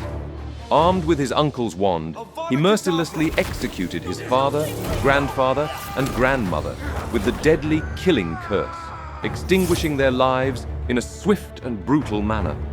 To conceal his heinous deeds, Tom manipulated his Uncle Morphin's memories, implanting false recollections that implicated him as the perpetrator of the murders. When the Ministry of Magic launched an investigation into the tragic event, Morphin readily confessed to the crimes, unaware of his manipulated state of mind. As a result, he was sentenced to a life of imprisonment in Azkaban, bearing the burden of crimes he did not commit. Tom seized the Gaunt family's signet ring from Morphin, recognizing its significance as a potent magical artifact, an heirloom belonging to Cadmus Peverell, his ancestor and one of the three brothers from Beedle the Bard's legendary tale. In a chilling display of his dark prowess, he later transformed the ring into another Horcrux, which he proudly wore as a symbol of his power and conquest at Hogwarts. Ironically, Tom was unaware that the black gem set in the ring was none other than one of the fabled Deathly Hallows, the Resurrection Stone. Lord Voldemort's obsession with pure blood supremacy revealed deeper motivations rooted in primal fear. Born a half-blood orphan, his hope shattered when he realized his ancestors had fallen into obscurity, leaving him bereft of tangible rewards. A deep fear of being unimportant clashed with his strong belief that he was meant for greatness, typical of a narcissistic mindset. Identifying as Slytherin's descendant gave Riddle newfound self-worth, bolstered by the belief in his innate superiority. By extinguishing the Riddle family and assuming a new identity, he sought to solidify the narrative that his great bloodline guaranteed his destined greatness. His extreme anti-Muggle-born sentiment, namely the total rejection of his paternal heritage, rallied support among purebloods. For Riddle, championing a noble cause garnered blind devotion, amassing power and wealth. By infiltrating influential circles, he aimed to secure autonomy and ascend to unparalleled supremacy, shielded from threats. Tom's transformation into the Dark Lord symbolized a relentless pursuit of power, fueled by a desperate desire to transcend humble origins and ascend to supremacy. This was his ultimate choice. Tom Marvolo Riddle was dead forever. Lord Voldemort had arisen. Beware. September 1942. A new school year was beginning at Hogwarts. Tom delved into the forbidden realms of dark magic, driven by an insatiable thirst for immortality. As Lord Voldemort, his objective was now clear: to become the most powerful wizard of all time. No one could rival him, not even Dumbledore. Making this future a reality became his obsession. With his charm and manipulative prowess, he ensnared Professor Slughorn, the venerable potions master and head of Slytherin House, who had always had a soft spot for Tom's talents and academic conduct. Look sharp, Tom. Indeed, despite his relentless research, Tom had been unable to find any information about the limits of creating a Horcrux and hoped that the professor could reveal the truth about this mystery. At the tender age of adolescence, in fact, Riddle harbored ambitions of transcending mortal constraints, aiming to achieve immortality through the creation of multiple Horcruxes, a concept shrouded in ancient sorcery. Herpo the Foul, an ancient Greek dark wizard famous for creating the basilisk, first devised Horcruxes. They were originally thought of as a singular undertaking. Consequently, for centuries, the potential outcomes of attempting to create multiple Horcruxes were unknown, as it was believed that achieving such a feat was impossible. To make a Horcrux, a wizard had to first damage their essence by committing murder. This act, considered the ultimate evil, resulted in the metaphysical tearing of their soul. Only a true, deliberate, and conscious act of murder against another person, carried out without any regret or remorse, could achieve this. Killing in self-defense or to protect someone else would not suffice, nor would a mercy killing. You cannot die. The object chosen to house the soul fragment could be almost anything, including a living being or creature. Protected. Driven by his obsession with the number 7, symbolizing ultimate power in magical lore, Riddle sought to fragment his soul into 7 pieces, thereby tethering himself to the mortal realm indefinitely. Consulting Slughorn, Riddle probed the depths of forbidden knowledge, seeking validation and guidance for his audacious endeavor. Oblivious to the true nature of Riddle's inquiries, Slughorn unwittingly facilitated the young prodigy's descent into darkness, imparting knowledge that would haunt him in later years. During his 7th and final year at Hogwarts, Tom's ascent to prominence continued unabated. Bestowed with the prestigious title of head boy, he dazzled both peers and professors alike with his exceptional intellect and unrivaled magical prowess. Achieving top honors in every examination and earning accolades such as the Medal for Magical Merit, Riddle emerged as a prodigious talent, hailed as one of the brightest minds to grace the hallowed halls of Hogwarts, an accolade even acknowledged by the venerable Dumbledore himself. What pinnacle of power could a wizard aspire to? From a tender age, Tom Riddle harbored a deep-seated fear of mortality. The belief that greater power could have spared his mother's life fueled his relentless pursuit of supremacy, rooted in the insecurities of a narcissistic mind. As seen in individuals with psychopathic traits, Tom was characterized by low arousal levels and an insatiable thirst for stimulation, which predisposed him to seek thrills beyond conventional boundaries. For a wizard of Riddle's disposition, the notion of pushing the limits, transcending mortal constraints, and delving into the obscure realm of Horcrux creation would hold irresistible allure. Yet it is paradoxical that one so fixated on dominance would resort to tethering his existence to external objects. Entrusting his fate to loyal followers or concealing fragments of his soul in significant locations underscores Riddle's arrogance and overconfidence. His belief in the uniqueness and complexity of his Horcrux scheme exemplifies the grandiosity of his narcissistic psyche, an arrogance that blinds him to the inherent flaws and vulnerabilities of his meticulously laid plans. While alternate paths to immortality exist, Voldemort dismisses them as inferior. Embracing vampirism, for example, would involve surrendering to base instincts and dependency, shackling oneself to the whims of bloodlust. Similarly, reliance on the Philosopher's Stone would offer only fleeting respite, a mere postponement of the inevitable. For Voldemort, true immortality lies not in evasion, but in eternal legacy, a testament to his unparalleled cunning and ambition. Following his graduation from Hogwarts, Riddle wasted no time in pursuing his ambitions beyond the hallowed halls of the school.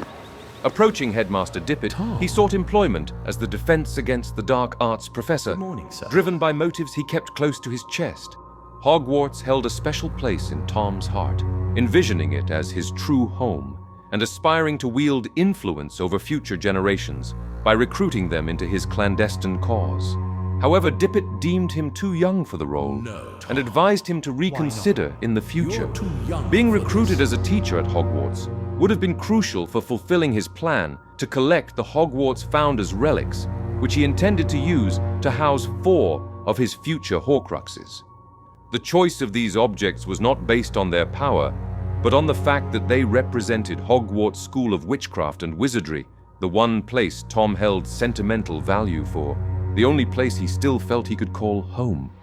Before permanently leaving the castle, Riddle cunningly coerced Helena Ravenclaw, the spectral daughter of Rowena and house ghost of Ravenclaw, into revealing the location of her mother's elusive diadem. I'll tell you where it is. Venturing to a remote forest in Albania, Tom mercilessly took the life of a peasant en route to reclaiming the diadem, within which he concealed a fragment of his own soul, marking the creation of his third Horcrux. Upon his return to Britain, Riddle garnered attention from various quarters, including offers of prestigious positions within the Ministry of Magic. However, much to the surprise and disappointment of many, he chose to join the sinister shop, Borgin and Burke's, in Nocturne Alley, a decision that raised eyebrows within the wizarding community, which had expected the young Riddle to pursue a more virtuous career. Tasked with the art of persuasion, Tom employed his considerable charm to convince witches and wizards to part with their treasured magical artifacts, showcasing a skill that would prove crucial in his search for the relics of the four founders of Hogwarts. You've made the right decision, sir. During his tenure at Borgin and Burke's, Tom Riddle cultivated a relationship with Hepzibah Smith, Hello, Tom. an affluent elderly woman who delighted in boasting about her rare artifacts. Not so fast. Between 1955 and 1961, Hepzibah revealed to Riddle her most prized possession, the cup of Helga Hufflepuff, of which she was a descendant. But that was not all. The woman also guarded a second relic, an item she had purchased from Borgin and Burke's many years earlier, and perhaps the one Tom desired above all others, the locket of his ancestor, Salazar Slytherin, once belonging to his mother, Merope. Driven by insatiable ambition, Riddle created a rare poison to take Hepzibah's life and seize the coveted relics from her possession. With methodical precision, he manipulated the circumstances to cast suspicion on the witch's aging house elf, Hokey implanting false memories to obscure his own culpability. The death of Mrs. Smith was exploited by the Dark Wizard to create a new Horcrux within the Hufflepuff's cup. As for Slytherin's locket, the details are less clear. Some sources theorize that Voldemort may have killed a Muggle tramp, but, as Albus Dumbledore speculated, Riddle was reserving the creation of his Horcruxes for significant murders. Unfortunately, the role of this individual in Voldemort's life remains unknown to this day. Having secured the locket and cup, Riddle relinquished his post at Borgin and Burke's, vanishing into the shadows with his ill-gotten gains. During his disappearance, Riddle delved deeper into the forbidden arts, traveling to distant lands and forming dark alliances. As the weight of malevolent deeds burdened his soul, his once handsome visage became distorted, marred by the toll of splitting his essence into Horcruxes. Voldemort. It was during this period that he began to use the alias Lord Voldemort openly. My past. A decade after the demise of Hepzibah Smith, Riddle resurfaced to petition Albus Dumbledore, now the headmaster of Hogwarts, for the post of defense against the dark arts professor. This position would indeed have allowed him to investigate the whereabouts of the Sword of Gryffindor, the only founder's relic not yet in his possession. Additionally, through teaching, he could gradually mold the minds of new generations, building a large following of acolytes. However, Dumbledore saw through Riddle's facade, recognizing his true intentions veiled beneath a veneer of politeness. Unable to confront him openly, the Dark Wizard departed with a final, subtle reprimand from his former mentor, leaving behind a legacy of transient defense against the dark arts instructors, attributed by Dumbledore to Riddle's curse. Despite the apparent failure of his mission, Voldemort seized the opportunity to conceal one of his Horcruxes, Ravenclaw's diadem, within the Room of Requirement, which he had discovered during his years as a student. His arrogant belief that he was the only wizard capable of uncovering such a secret of the castle would later prove to be a fatal mistake when Harry Potter finds the hidden Horcrux. Embracing his newfound persona, Riddle embarked on a campaign to amass followers, branding themselves as Death Eaters. Some were drawn to his vision of Muggle domination, exploiting the same discontent that Grindelwald had previously harnessed, while others succumbed to greed or fear, seeing Voldemort as a means to achieve their own ambitions. During this period, Voldemort honed his ability to infiltrate and manipulate minds, becoming the most accomplished legilimens the world had ever seen, according to Severus Snape. Reveling in the torment he inflicted upon his victims, he derived sadistic pleasure from crafting visions of anguish, ensuring their utter submission before delivering the final, fatal blow. Voldemort's rise had finally come. All the pieces were in place on the chessboard. The first Wizarding War was about to begin. Forever.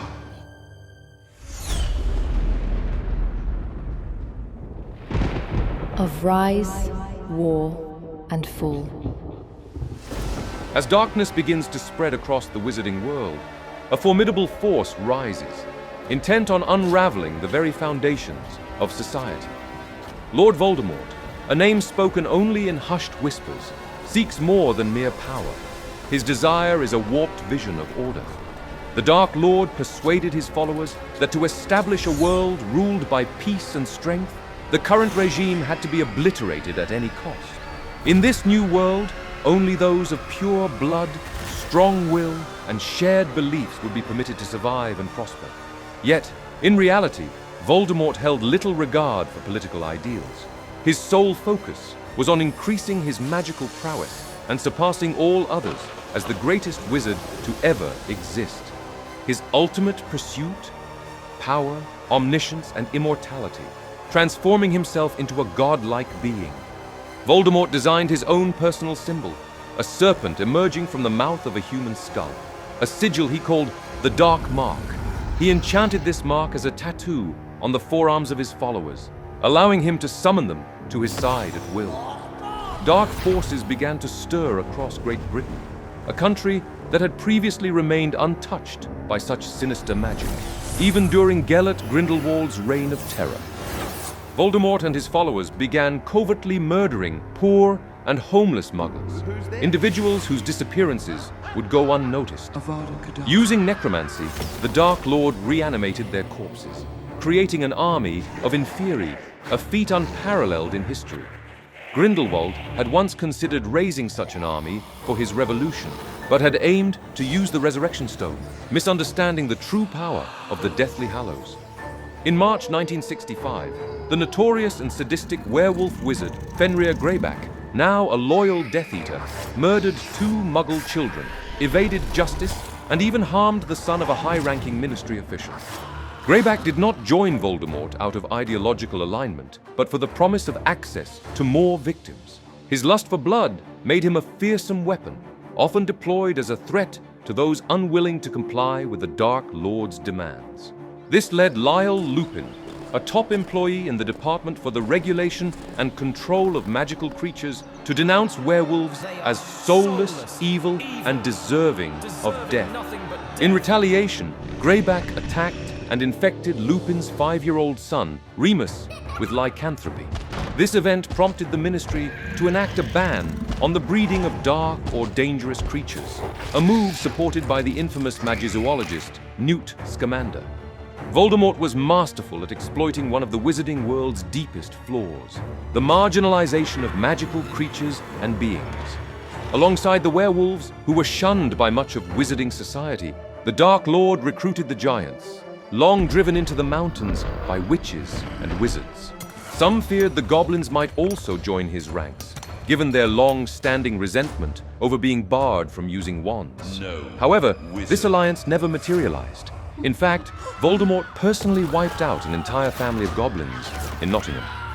In 1968, Nobby Leach, the then Muggle-born Minister for Magic, was succeeded by Eugenia Jenkins, following an alleged poisoning orchestrated by his Muggle-prejudiced advisor, Abraxas Malfoy. Like her predecessor, Eugenia showed empathy towards issues of social justice. Around this time, Squibs, alongside other marginalized groups, began to march for their rights, demanding equal treatment. These movements sparked violent riots among pure-blood supremacists. Many of the old aristocratic wizarding families, from which a significant number of the early Death Eaters were drawn, felt their very way of life was under threat. While not all supremacists joined Voldemort's ranks, many offered their support to his cause in secret.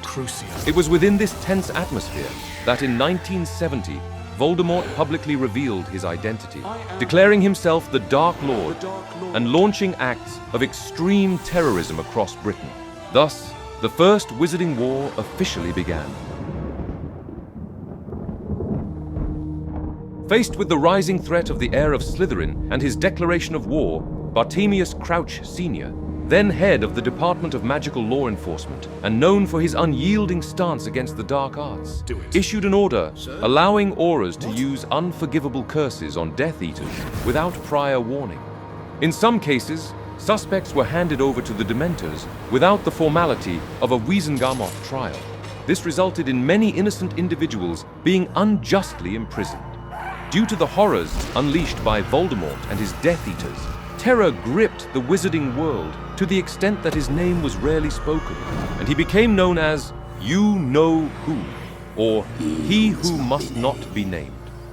As fear spread, some witches and wizards who had been labeled as blood traitors for marrying muggles were forced to leave their loved ones in the non-magical world to protect them from the Dark Lord's retribution. Voldemort personally killed hundreds of wizards, but only engaged in combat with those he deemed worthy of his attention or too powerful for his followers to defeat. His encounters showcased magical feats believed impossible, solidifying his reputation as the most powerful and dangerous dark wizard in history, surpassing even Gellert Grindelwald. Meanwhile, several Death Eaters managed to infiltrate the Ministry of Magic, obtaining key strategic positions.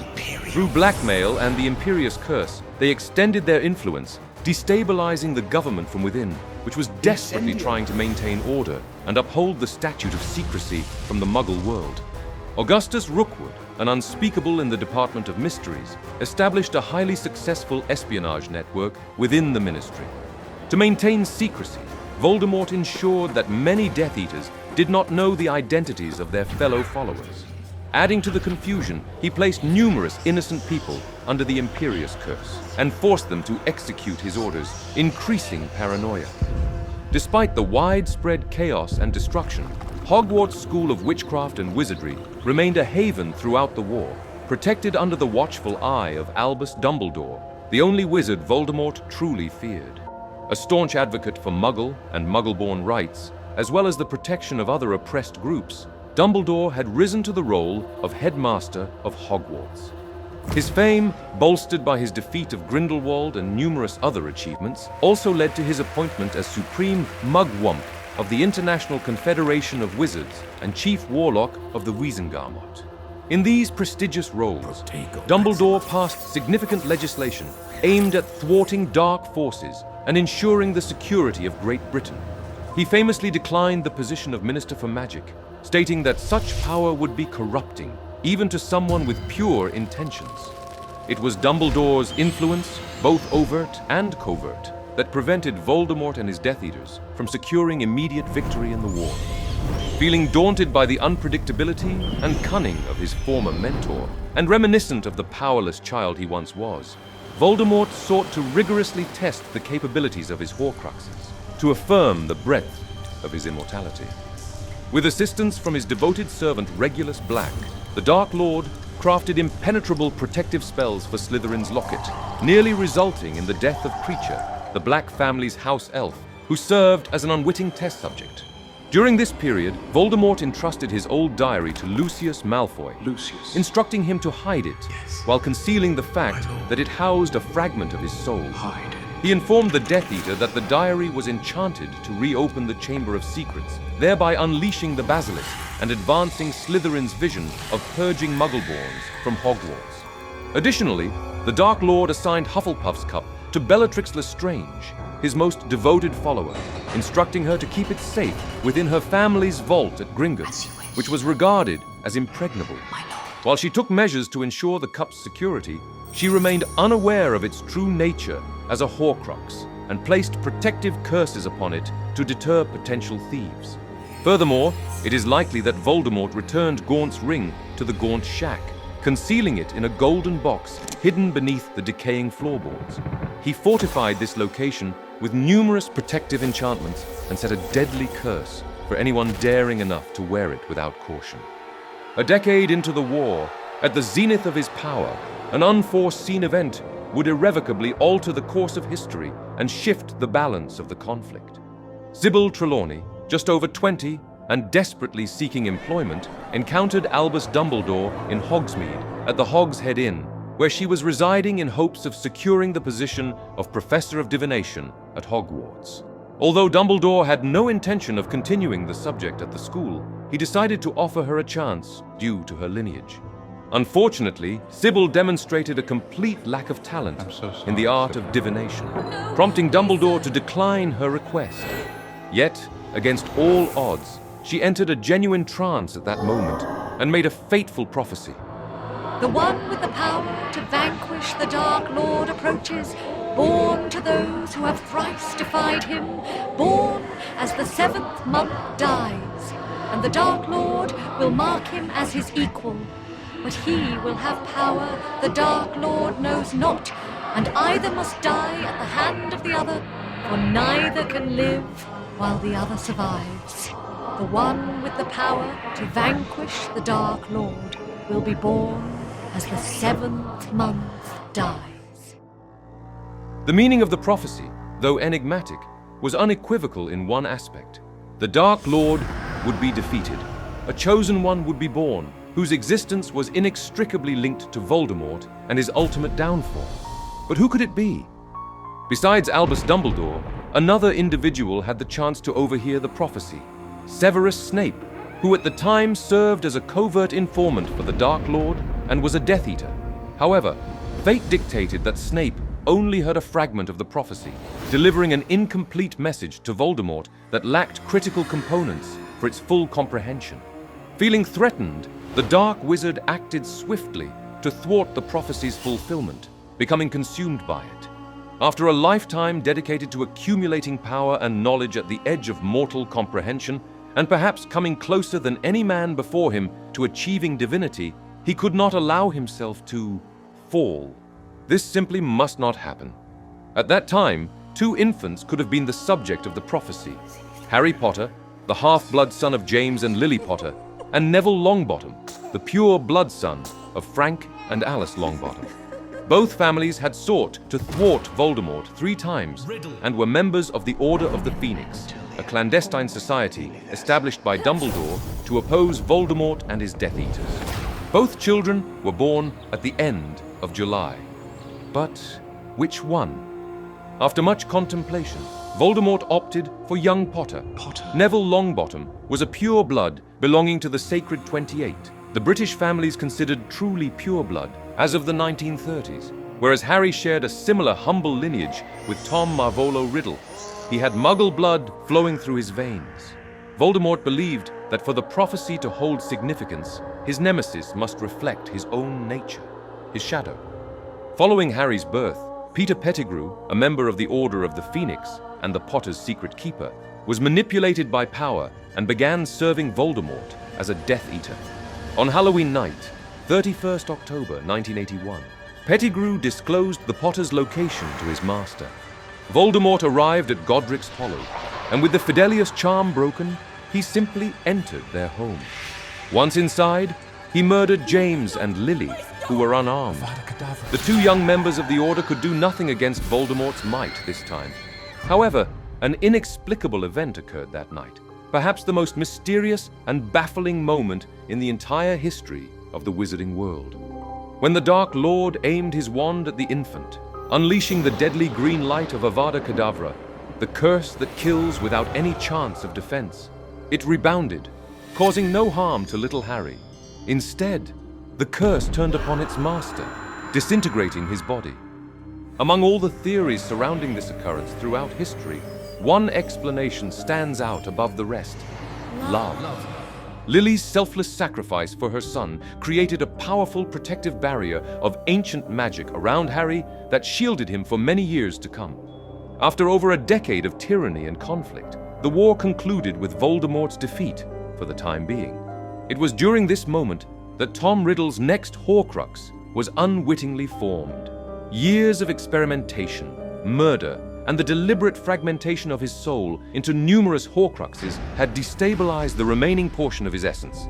When his body was destroyed, a small shard of his soul separated from the rest, and latched onto the only other living being present in the remnants of the room, Harry Potter himself.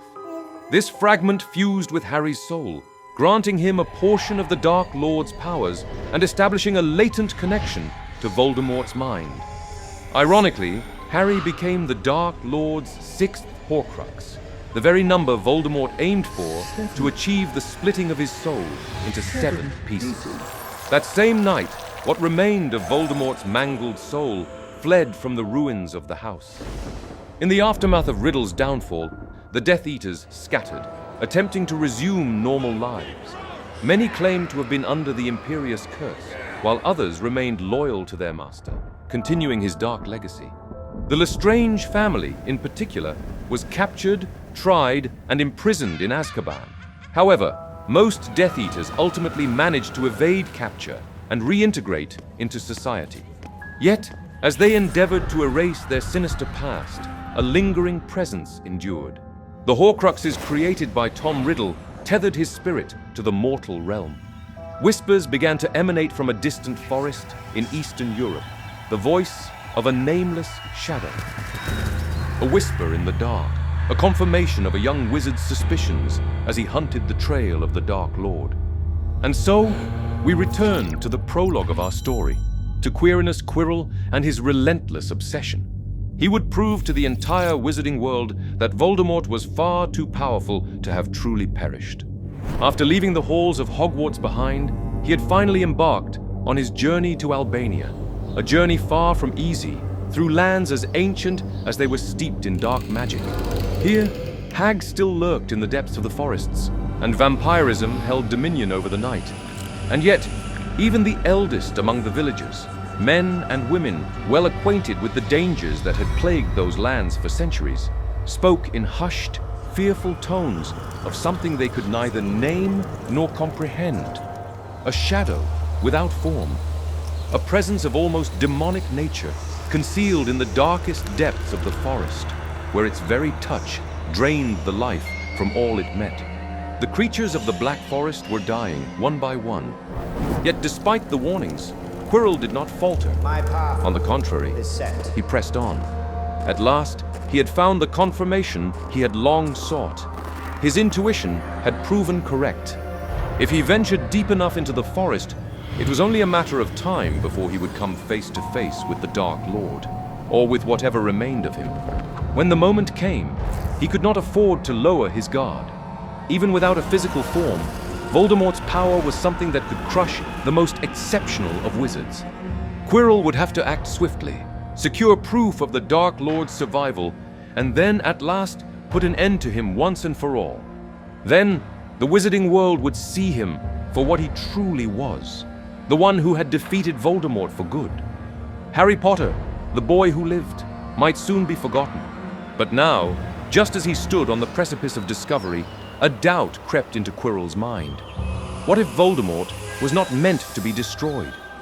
Perhaps he was skilled enough to capture him, to keep him under his control, to force him to share his knowledge, to extract from him secrets of magic so dark and powerful that Quirrell alone could never hope to fully grasp, even in a lifetime of study.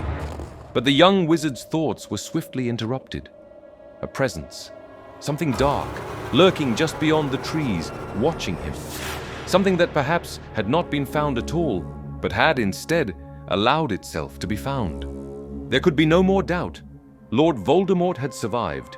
Yet just as Quirrell had feared, the Dark Lord's power was far beyond anything he could hope to counter, even in such a diminished state.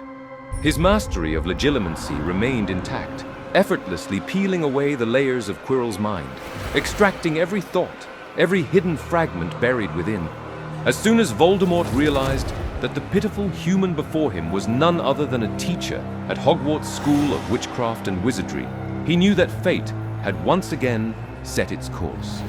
After many years, the time had finally come to return. The Dark Wizard transferred his essence into Quirrell's body, embedding himself within him, feeding on his very being like a dark and powerful parasite, a parasite that could not be controlled. And so it was that the young wizard, who had left England with great hopes and ambitions, returned no longer knowing who he truly was. his mind twisted, his soul mutilated. Were his thoughts truly his own, or were they the Dark Lord's? Quirrell could no longer comprehend it, and in time, he ceased to question it altogether. He simply endured for his own survival, and for the survival of the one he would come to call master. I met him when I traveled around the world. A foolish young man I was then, full of ridiculous ideas about good and evil. Lord Voldemort showed me how wrong I was. There is no good and evil. There is only power, and those too weak to seek it. Since then, I have served him faithfully, although I have let him down many times.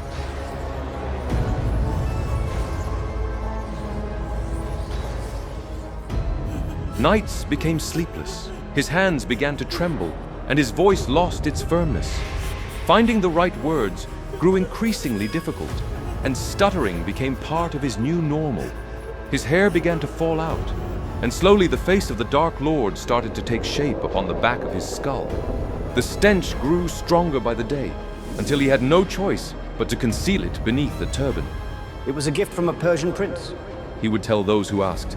a token of gratitude for vanquishing a fearsome zombie that haunted his kingdom. Just before his return to Hogwarts, Quirrell was struck by an unexpected news. Olivia Green, who had taught defense against the dark arts the previous year, had decided to leave the position for a job at the Ministry. Farewell, Thus, Hogwarts. Albus Dumbledore, with the suggestion of Professor McGonagall, decided to offer Quirinus Quirrell the coveted position. It should be him. However, Minerva. the old ambitions that the man once held no longer mattered to him. Accepting the position was an opportunity that his master would not allow him to waste. And so, it was done. That year at Hogwarts, someone arrived whom Voldemort had long awaited to encounter again. The one responsible for his downfall. The one whom the prophecy had designated as his destined enemy. I'm Harry. Harry Potter, Harry Potter. the boy who lived. Please, Diane. It was then that Quirrell began to investigate, helping his master devise a meticulous plan to bring him back to life, to restore the power he once had. The entire wizarding world would regret ever being so naive as to believe that Lord Voldemort would never return. He had no doubt. His resurrection would come through the only artifact capable of generating the very essence of life itself. The greatest work of the alchemist Nicholas Flamel, the Philosopher's Stone. Yes, But that is another story. my lord. So we leave the Gaunts to their ghosts, their pride, and their shattered legacy. A family whose story is both a warning and a fascination. Despite their tragic end, their tale, good or ill, is remembered to this day. And those daring enough, like us, are here to hear it.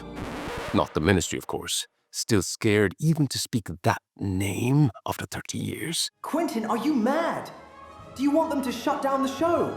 I bid you farewell, my brave adventurers. Until next time, when we shall explore yet more shadows, secrets, and mysteries of the wizarding world. Always here on the Spellbook Chronicles, but only for the most daring.